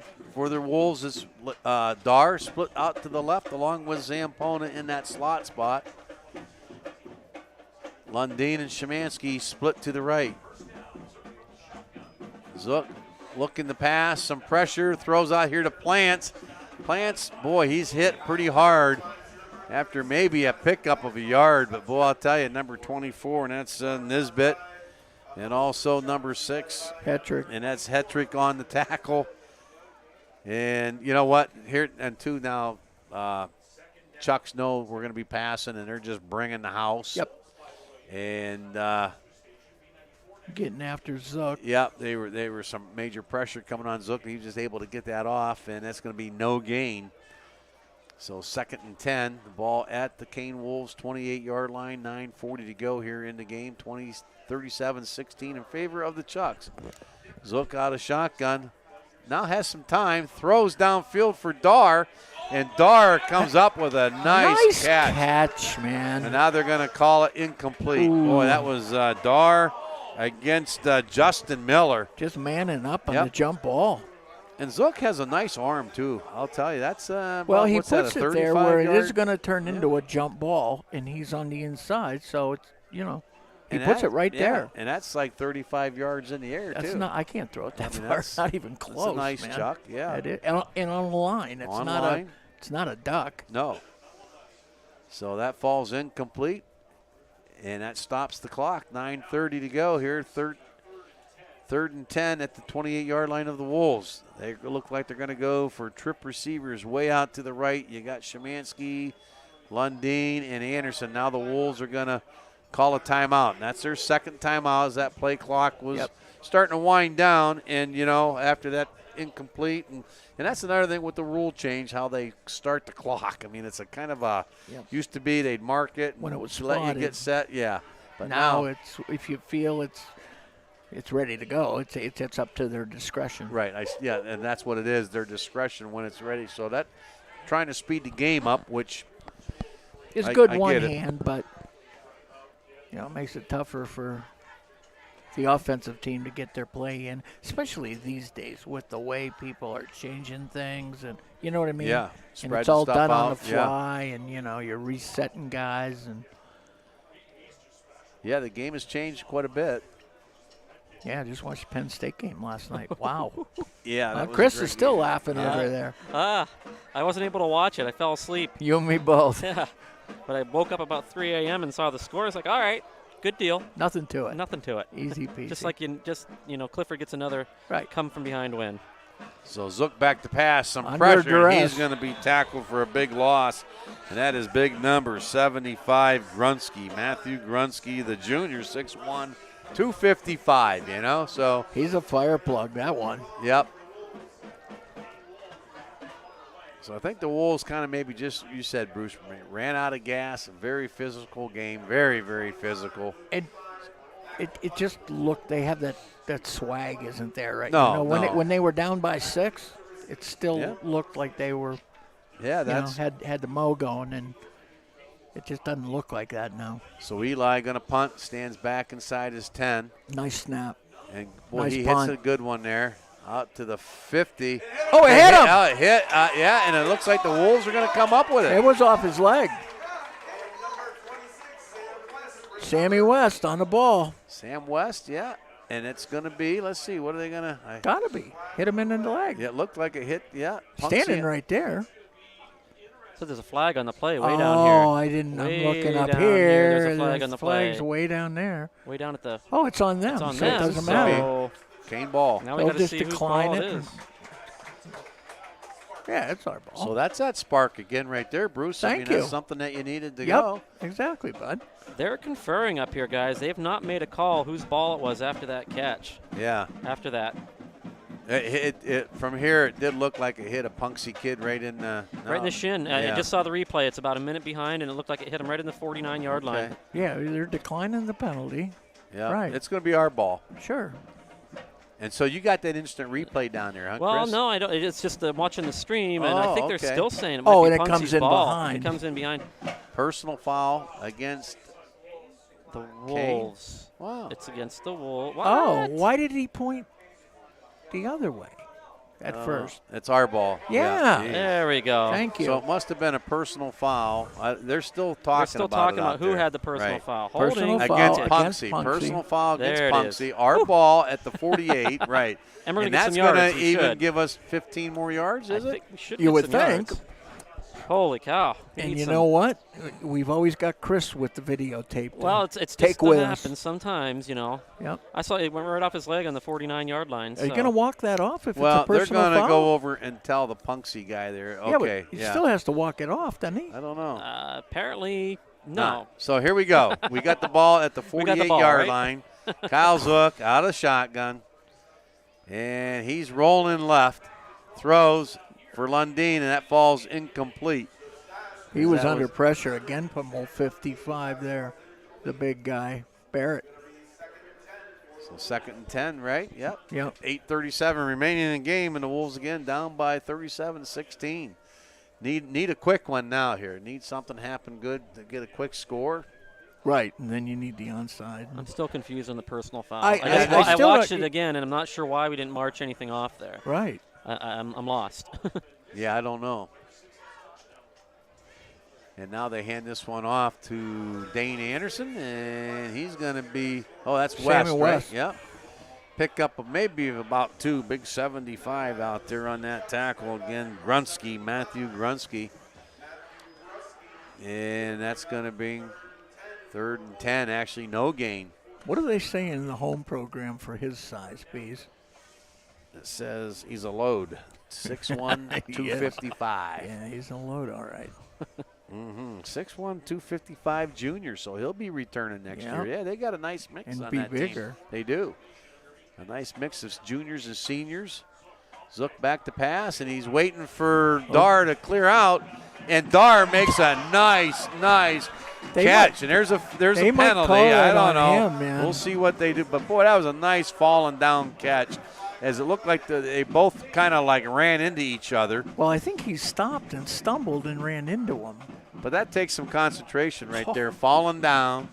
And Yeah, I knew it yeah. was going to be on Yeah. us. Man, Yeah. there was contact, but boy. The natives are restless now. Yeah. We'll watch it on replay here. There Yeah. you go, Chris. Thank you. I mean, there was contact. There was I'm telling contact, you, yeah. we love bringing you along. But I liked how he was able just to stay with Stay it, falling focused. down, and there was contact, and he, kind of came. He And did you're come right. up You with got it. to forget about the it's- rest of the world to make That's that a wish. catch.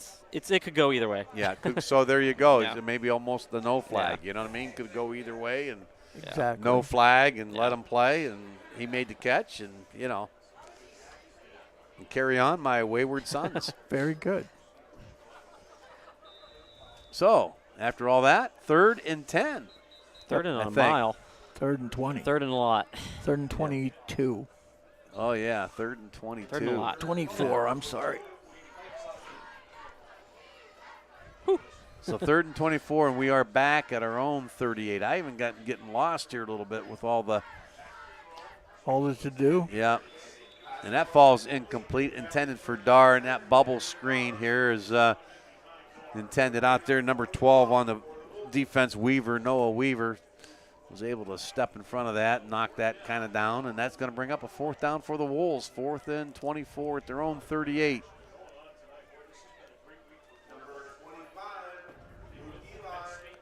So Eli comes in to punt for the Wolves. Hey, before I forget, let's wish everybody a nice, healthy, happy weekend this weekend. Long weekend for most folks. 3-day weekend, huh? Yep. I'm looking forward to it. I'm enjoying it, yeah. Yes. This is a good way to start it out right here. Beautiful game. Good Beautiful game. night. Eli Nice hits punt. a line driver. Bennett, he Knee on the ground. did. You know what? He called for a fair catch. that what He it was? catches Did he wave it? He did, and then he takes off and runs, and that I thought he was trying to just get set. he was waving his arm and he caught it. Okay. And then once you do that, though, I didn't think that was like you do that and he tried That's to run. the indication. Right. Is that a penalty, I too? thought so. Should be a penalty as well. But Not tonight. Not tonight, and the kid's saying he was putting his hands up to catch it. Yeah. was what he saw after the play. But Above his head. yeah, above his head to catch it. Everybody's got to be an actor.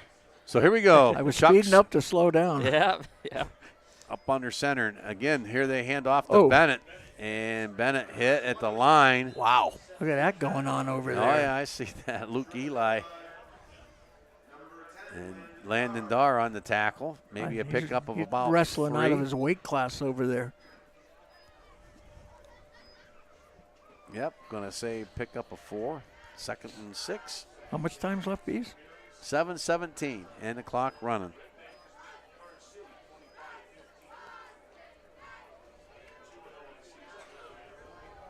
So Morgan out of the shotgun with Bennett still in the game there, out the tailback. And they hand it to Bennett. He tries to get outside, and he does a little bit. But I'll tell you what, the West kid there, Adam West, made him slow down. He turned him, yeah. He turned him in, and maybe picked up of about 2 more, and Luke Eli on the tackle. So that was a nice defensive play by West and Eli. And it's going to bring up a 3rd and 5 at the 40-yard line of the Chucks. You're right, Chris. That's a nice win by El Catholic down there. Yeah, that is. I mean, I do remember. I thought that program was supposed to, or they rumored. They were Yeah, going to you're shutter right. it. Rumored they were shuttering it. Yeah, Yep, they were. yeah. You're right. So good job for them. I mean, Yeah. what a turnaround there from a program that was rumored to be shutting down, And and they're still struggling for numbers. yeah, but to get a nice win there, Sure.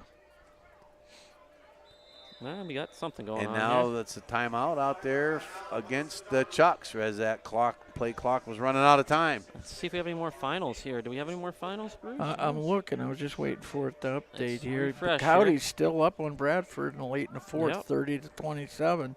30, wow, that's Brockway a barn only burner. up by 2 over Yeah, Du Bois. still. Oh, there's a final. Smethport 22, Cameron County 6. Beautiful Yeah. for the Hubs. Yep. And they kind of got dismantled last weekend. Yep. Oh yeah. You know. And Red Bank 25, Karn City 15, a final. Wow, Boy, Red Bank must be the. Real deal. Well, didn't Yeah. they make it all the way last year to the Western Finals? I'm pretty sure. They went a ways. Red Bank Valley last year. Clarion up by 5 over Port. I don't know where that's at. That's.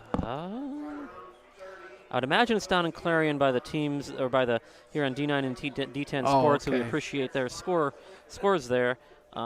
It's got to be down in Central Clarion, just by who's broadcasting it. Yeah, and that's a close one. Yeah. Hey, where is that Brockway game in Du Bois? Is that in Du Bois or is that Brockway at is- Brockway? It says on. Watching It on says Brockway's first, so you yeah. think that they're So home. I think it's home. So they're but, home. It is at Brockway. Yeah, but they so have Punksy first here. I don't know. You know, so Flip the coin. who knows where it's at. So 3rd and 5 Yeah. for the Chucks at their own 40-yard line. 6 minutes to go in the game, and they're up by the score of 37-16. And they're going to pitch it to Weaver. He kind of gets outside, and a nice play there by Bajakis, number 4. Yep, nice tackle. In the Real open nice field. tackle. The junior. Yeah. Well, that was Miller. And, Bajakis runs him down, and that's going to be shy of a first down, I do believe, by about a half yard. Did he tackle him in bounds? I'm stuttered by this wall. Yep. Yep. Clock runs. And it's going to be a 4th down for the Chucks, a 4th and about a half a yard. It looks like they're going to go for it. Yeah, I mean, once again, it's just a matter of numbers here. They're just going to give it to Bennett and plug away. Yeah. So up tight, here comes Moore up under center. Going to be a quarterback sneak. And You're there right, he goes. He muffed and that's it, too. going to be a first down. Yeah, it looked like the ball was on the ground, but Moore able to bring it first down, keep the chains moving, and keeps the clock moving. Now just 5 minutes to go here into the game.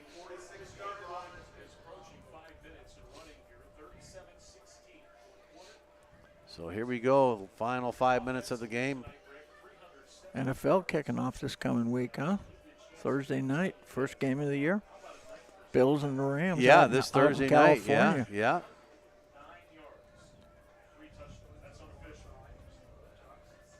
So first down.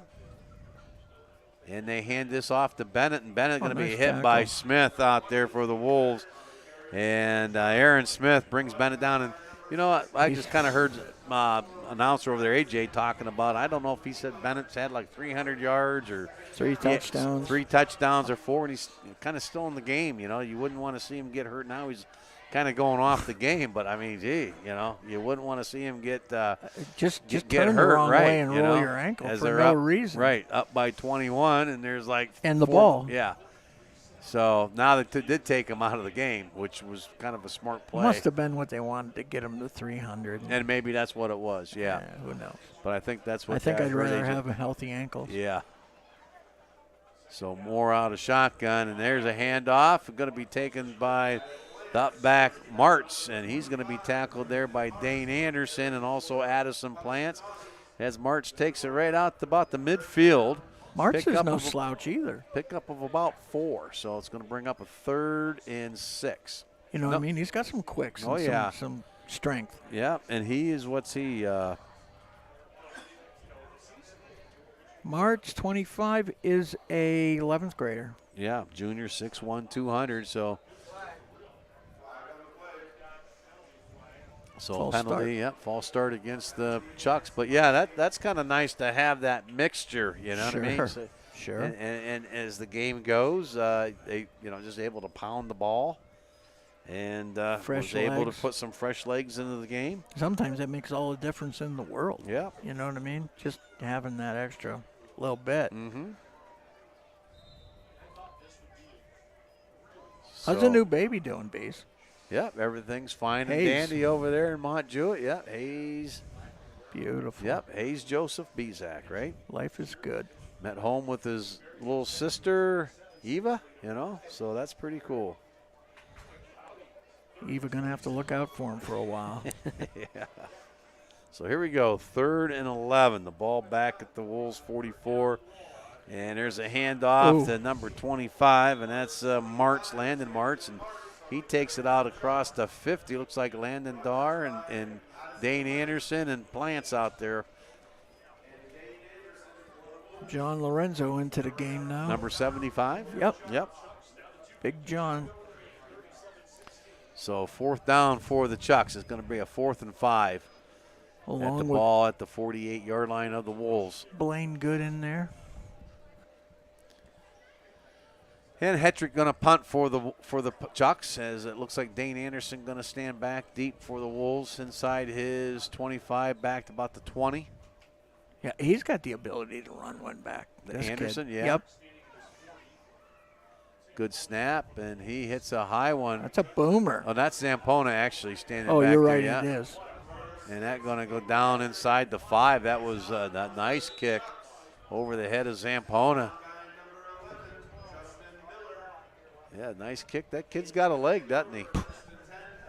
So the Wolves will start their drive here at the 5-yard line, backed up.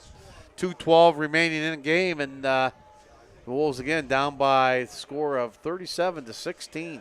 Yep, Thomas Shrub in the game now, along with Levi Wilson and James Dean. And that's good that these kids now are going to get a little bit of a action. Last 2 minutes in a varsity football game, you know? Yep.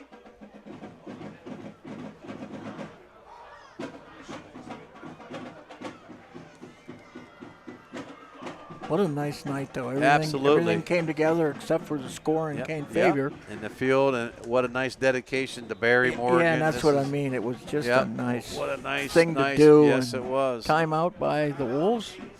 But, yeah, you're right. You said Barry Morgan. Seemed like the right thing to do, man. Oh, yeah, for sure. I'd like to know how many games he ever called. Oh, man. God, boy. I mean, thousands upon thousands. Yeah. Just a couple. I remember when we were doing like 3-4 games a week when I worked in Kane here. Yeah. Oh, You know, wow. we were doing a boys game and a girls game and then another boys game and a girl. You know, it was just. He was all over. Boy. And you know what? Just think, too, what was it a couple of years ago when he was doing all that baseball? He was all over the that country. Ridgeway, for that matter. Yeah, that was then. And he was like. That had me there. Yeah. There were some moments in that were a Little League World Series. You know? Yeah. Yeah. Oh, yeah. There were just some moments, and you could feel that what Barry felt just by, the way his voice was. Emotion was there. It was real. It wasn't fake. It wasn't. You can't drum that up. Yeah, no, you're right. It was real. Yeah. And that was the Senior League World Series stuff there. Yeah. And where'd they end up out in Michigan? Michigan, am I right? Michigan, Connecticut. I mean, they were on down the road. In Jersey. Yep. And you're right, Chris. Like you said, his voice, because I just listened the to a lot of that. emotion was. Yeah, it's not manufactured. Nope. That's a natural. Yeah, that was big time. So yeah. The kind of things that makes the hair stand up in the back of your neck. Yeah. And we were listening. Let me tell you. Everybody was. Tuned in. Following our boys. Yeah. I mean, it's like, and that's what I don't understand. A lot of times, people don't root for and I'll just use a Ridgeway when they're in the state quarterfinal. Yeah. You know why? Because those are the guys who are in our district. Yeah. That's who you root for. You root for them. Yep. You know. So here we go. Final 2 minutes of the game. And it is Zook, and he hands off to Bajakis, and Bajakis, gets it out at about the 10-yard line. Nice run out there by good hard run. Yeah, Reese Bajakis. Daniel Paul out leading the way, blocking on that one. Pickup of probably 3 or 4. Yeah, going to be second. Yep, 2nd and 6. You're right. Pickup of 4. And again, Kyle Zook stays into the game, right? I mean, hey, he's only in 10th grade, for sure. So Zook out of the shotgun.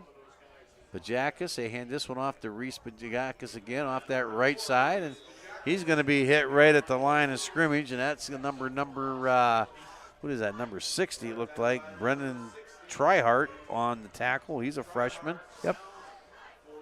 So it's going to bring up a 3rd and 6 for the Wolves out at their 14-yard line. Now just under a minute and a half to go here remaining in the game. Trey Bradybaugh for the Wolves out at wide receiver. Oh, a little bit of movement from the Wolves. It's one way to get behind them, huh? Yep. Take off a little early. So they're flag on the play. Yep. It's a little bit anxious out there. Little ninth grader. We've all done that. Yes, sir. I see NFL guys do it all the time, man. And sometimes several times in a row, even. How about it? So now the clock under a minute to go here. 3rd down and 11. And the ball inside about the 7-yard line. I think that's.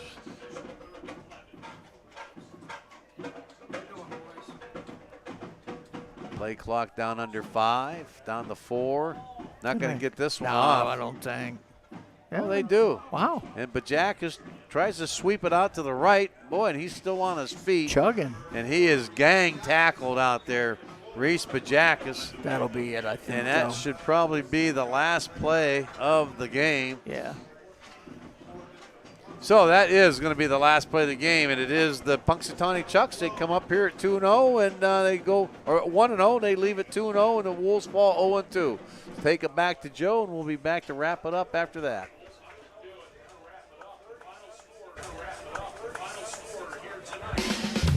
You're listening to Kane Wolves High School Football on 1017 XZY. Supported by great local businesses like these. Pepe's Bistro, 127 Fraley Street in Kane.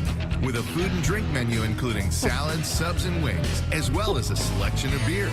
Their phone number is 814-837-8712.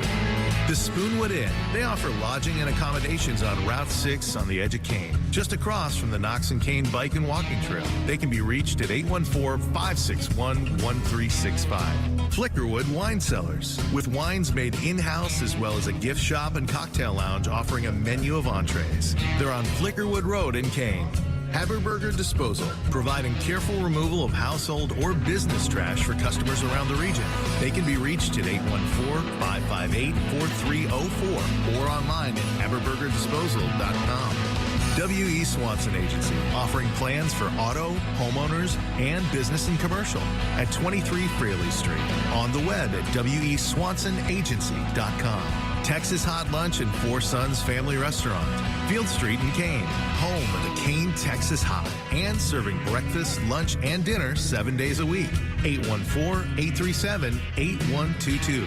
Kane Lumber and Fuel, True Value Hardware, located at 250 Hemlock Avenue, serving the Kane area for over 85 years with remodeling and building supplies, tools, and paints. Cook's Home Furniture, located at 27 Fraley Street, serving you furniture styles and designs for all the rooms in your house. CooksHomeFurniture.com. Zook Motors, Route 6, just west of Kane, with new and pre-owned cars and trucks and service and parts department. Their inventory listings are online at zookmotors.net. Kane Elks Club, serving dinners on Fridays for members and their guests starting at 4 p.m. daily. Open bowling and league play available throughout the year. For information, call the Elks at 814-837-8812. Howard Hanna Professionals, representing buyers and sellers of homes, commercial properties, and acreage in the Kane area and surrounding region. Online at howardhannaprofessionals.com. Field Street Boots, offering Carhartt and Timberline clothing along with hunting and fishing supplies. You can find them on Facebook or 18 Field Street in Kane. D'Angelo Custom Built Manufacturing, proud to stand behind Kane High Athletics and Academics. On the web at custombuiltmfg.com. In the last few years, we've had to readjust to a lot of things. Thankfully, one thing hasn't changed. High school football on 1017 XZY. Your support allows us to continue beaming the action far and wide each week. Join our team of supporters by becoming a friend of the Wolfpack. A $10 or more donation helps us cover the costs of our broadcasts and gets you recognized as one of our VIPs. Just visit WXZYradio.com and click on Friend of the Wolfpack to give quickly and securely online. Or you can send a check to WXZY Radio, P.O. Box 504, Kane, Pennsylvania 16735. Thank you. Time now for 1017 XZY's post-game wrap-up. Sponsored by Atlantic Eastern Electrical, providing electrical contract services for business and industry. They're located in Kane and can be reached at 837-1222. Atlantic Eastern Electrical. All right, here we are back at Paul Miller Stadium as Chucks go away with victorious 37-16 over the Kane Wolves. And before we break it down a little bit, Chris, friends of the Wolfpack. Yeah, we'd like to get started with that. I'd just like to say, since I know Jim Graville's down there listening, Jim, bring up everything attached except the super long cords. So everything attached down there except the super long cords that are up the stairs. So thank you for friends of the Wolfpack. I'm going to step in here a little bit so I can actually see this time. So we got Joe and Shalise Graville along with the fireworks crew, Tyler and Katie Smith and family, Mary Rotar, Molly Smith and Ray Rockwell, Tom Jones, Dick and Joyce Graville, Pastor Calvin and Gail Cook, Kane United Methodist Church, East Kane United Methodist Church, Basil and Francine and Brogno, Jim and Kathy Graville, Matt Gailey, Brittany and Tyler Bezak, David Korn, Jane Bustjancic, Pam Wright, Joshua King and Nicole Olowinski, the Barner family, Jodell, Michelle, Jason, and Kurt Barner, Elena and Colin Strom, in loving memory of Jack and Judy Barner and Judy Newfer, Bruce and Joanne Leonard, Tom and Carol Nicholas, Rita Graville, Resold Shop, Steve and Marcy Bezak, Eva and little brother Hayes, Tony and Jackie Cicchetti, Mike and Aaron Brinkley, Stephen Swanson, in memory of Nada Brinkley from Michelle, Ryan, and Caleb Stanley. Eli and Bria Hefferly, Rod Smith, Charlie and Paula Amuso, Peter Amuso, David and Laura Galvin, Hannah and Chandler Penn, and baby Cyprism. Next page, Claire Galvin, Peter Galvin, Mark Gwinney, Joan Walker, Jacob Walker, Thomas Walker, in memory of Travis Walker, Jack and Jill Walker, Dennis and Jerry Lee Galvin, Cyrus, Lexi Diesel, and Eric Novosel, Colton Johnson and Barbie Johnson, Vicky and Dave Thompson, Phil and Donna Ligenfelder, James Ligenfelder, 2014 Wolves Team alumni, Craig and Debbie Wenzel, Jack and Linda Hedlund, Bob and Tina Rumsick, Bobby Rumsick, Ruth Heater, Dawn and Sue Stitt, Kim and Bill Cicchetti, Mel and Sandy Brinkley, Parker and Jody Brinkley, Jeremy and Jo Beth Brinkley, Keith Regal, Kathy Roston, Casey Jones, Art and Bonnie Johnson, Rick Zampona, and Tammy Swanson, and a special shout-out thank you to the Resold Store, an outreach ministry of First United Methodist Church, selling new and gently used clothing, furniture, appliances, and home goods. Proceeds benefit different charities in the Kane community. 43 North Fairley Street in Kane. We really like to thank Resold Shop. They made a very generous donation to the Friends of the Wolfpack, and we truly do appreciate that. All Friends of the Wolfpack, we appreciate. Everything they do helps keep the station on the air, keeps us running, keeps the lights on, keeps the broadcast going, and you can drop off any donation, which is tax deductible, at the Photo and Sound Shop in Uptown Kane. Go online to wxzyradio.com and look for the PayPal link, and you don't need to have PayPal to do anything there. You can just do things with a credit card right on there. And you can see any board member. You can see Tom or Judy Orzetti, myself, Chris Nicholas. You can see Joe Szymanski. You can see Jim Graville. And for our listeners up in Erie, if you see Father Phil, you can even drop him off some donations. So we really appreciate everything. And, guys, a tough loss for the Wolves in their home opener, 37-16. Yeah, you're right, Chris, and good job there, Friends of the Wolfpack. But, yeah, you're right. Kane hung with them for 3 quarters. I mean, it was a solid 3-quarter game at that point. And then it just kind of started spinning off, and once they spun, it just kind of, it's compounded. Yeah, on it itself. compounded, and that was it. And said nothing to take away from Punxsutawney. I think they're a pretty solid football team. So the Wolves looking to rebound next week, as doesn't really get much easier, but St. Mary's home comes again, right? home again against St. Mary's. Yep. And 0-2, like we talked, kind of a hard way to start the season, 0-2. But I really think that the Wolves will be ready to rebound next week at home against St. Mary's. I really do. I feel that. Sylph and crew are pretty good at they are keeping their heads up, and they're really good at it. And like I said, tonight, I knew this team here. I wasn't sure, but now I do know that the Punxsutawney's for real. Yep. After they, beat Bradford 56-0. I mean, that was. It's hard to gauge who was bad, who was good, what's what. It's just for years we've been down to the first few games in the league. We've been having our way with the Punxsutawney. Right. But, it's tough to gauge those first games. It really is, just like you said. Yeah. And you don't think the Punxsutawney remembered that too? No doubt. No doubt. Hey, right. Everybody remembers, the underclassmen especially. Yeah. You bet, I remember. Yeah, and for, like I said, a AA team to go beat a AAA team, that just leaves even a little bit more sour, So, they did. They look good, and they got it going on. And like I said, the Wolves look good too. I mean, played Brockway last week, 28-25 Brockway. Tonight was in a battle. I mean, I can't remember but I mean, it was a good game, and they were so. I really do believe next week we're looking for the Wolves to rebound up here at home against the St. Mary's. And Brockway Dutch. Lost to DuBois 27-26. Okay, 27-26 to DuBois. And which Central is Clarion ended up beating Port Allegheny 29-24. Yeah, so there's some parity going on here, people. Lots. Yeah. Hey, one more thing I forgot. We mentioned Jack and Linda Hedlund in the Friends thing. Yeah. They celebrated their 60th wedding anniversary here last week, so nice. just congrats to them and many more. Yeah. And Jack Hedlund was a big-time huge teacher. proponent of King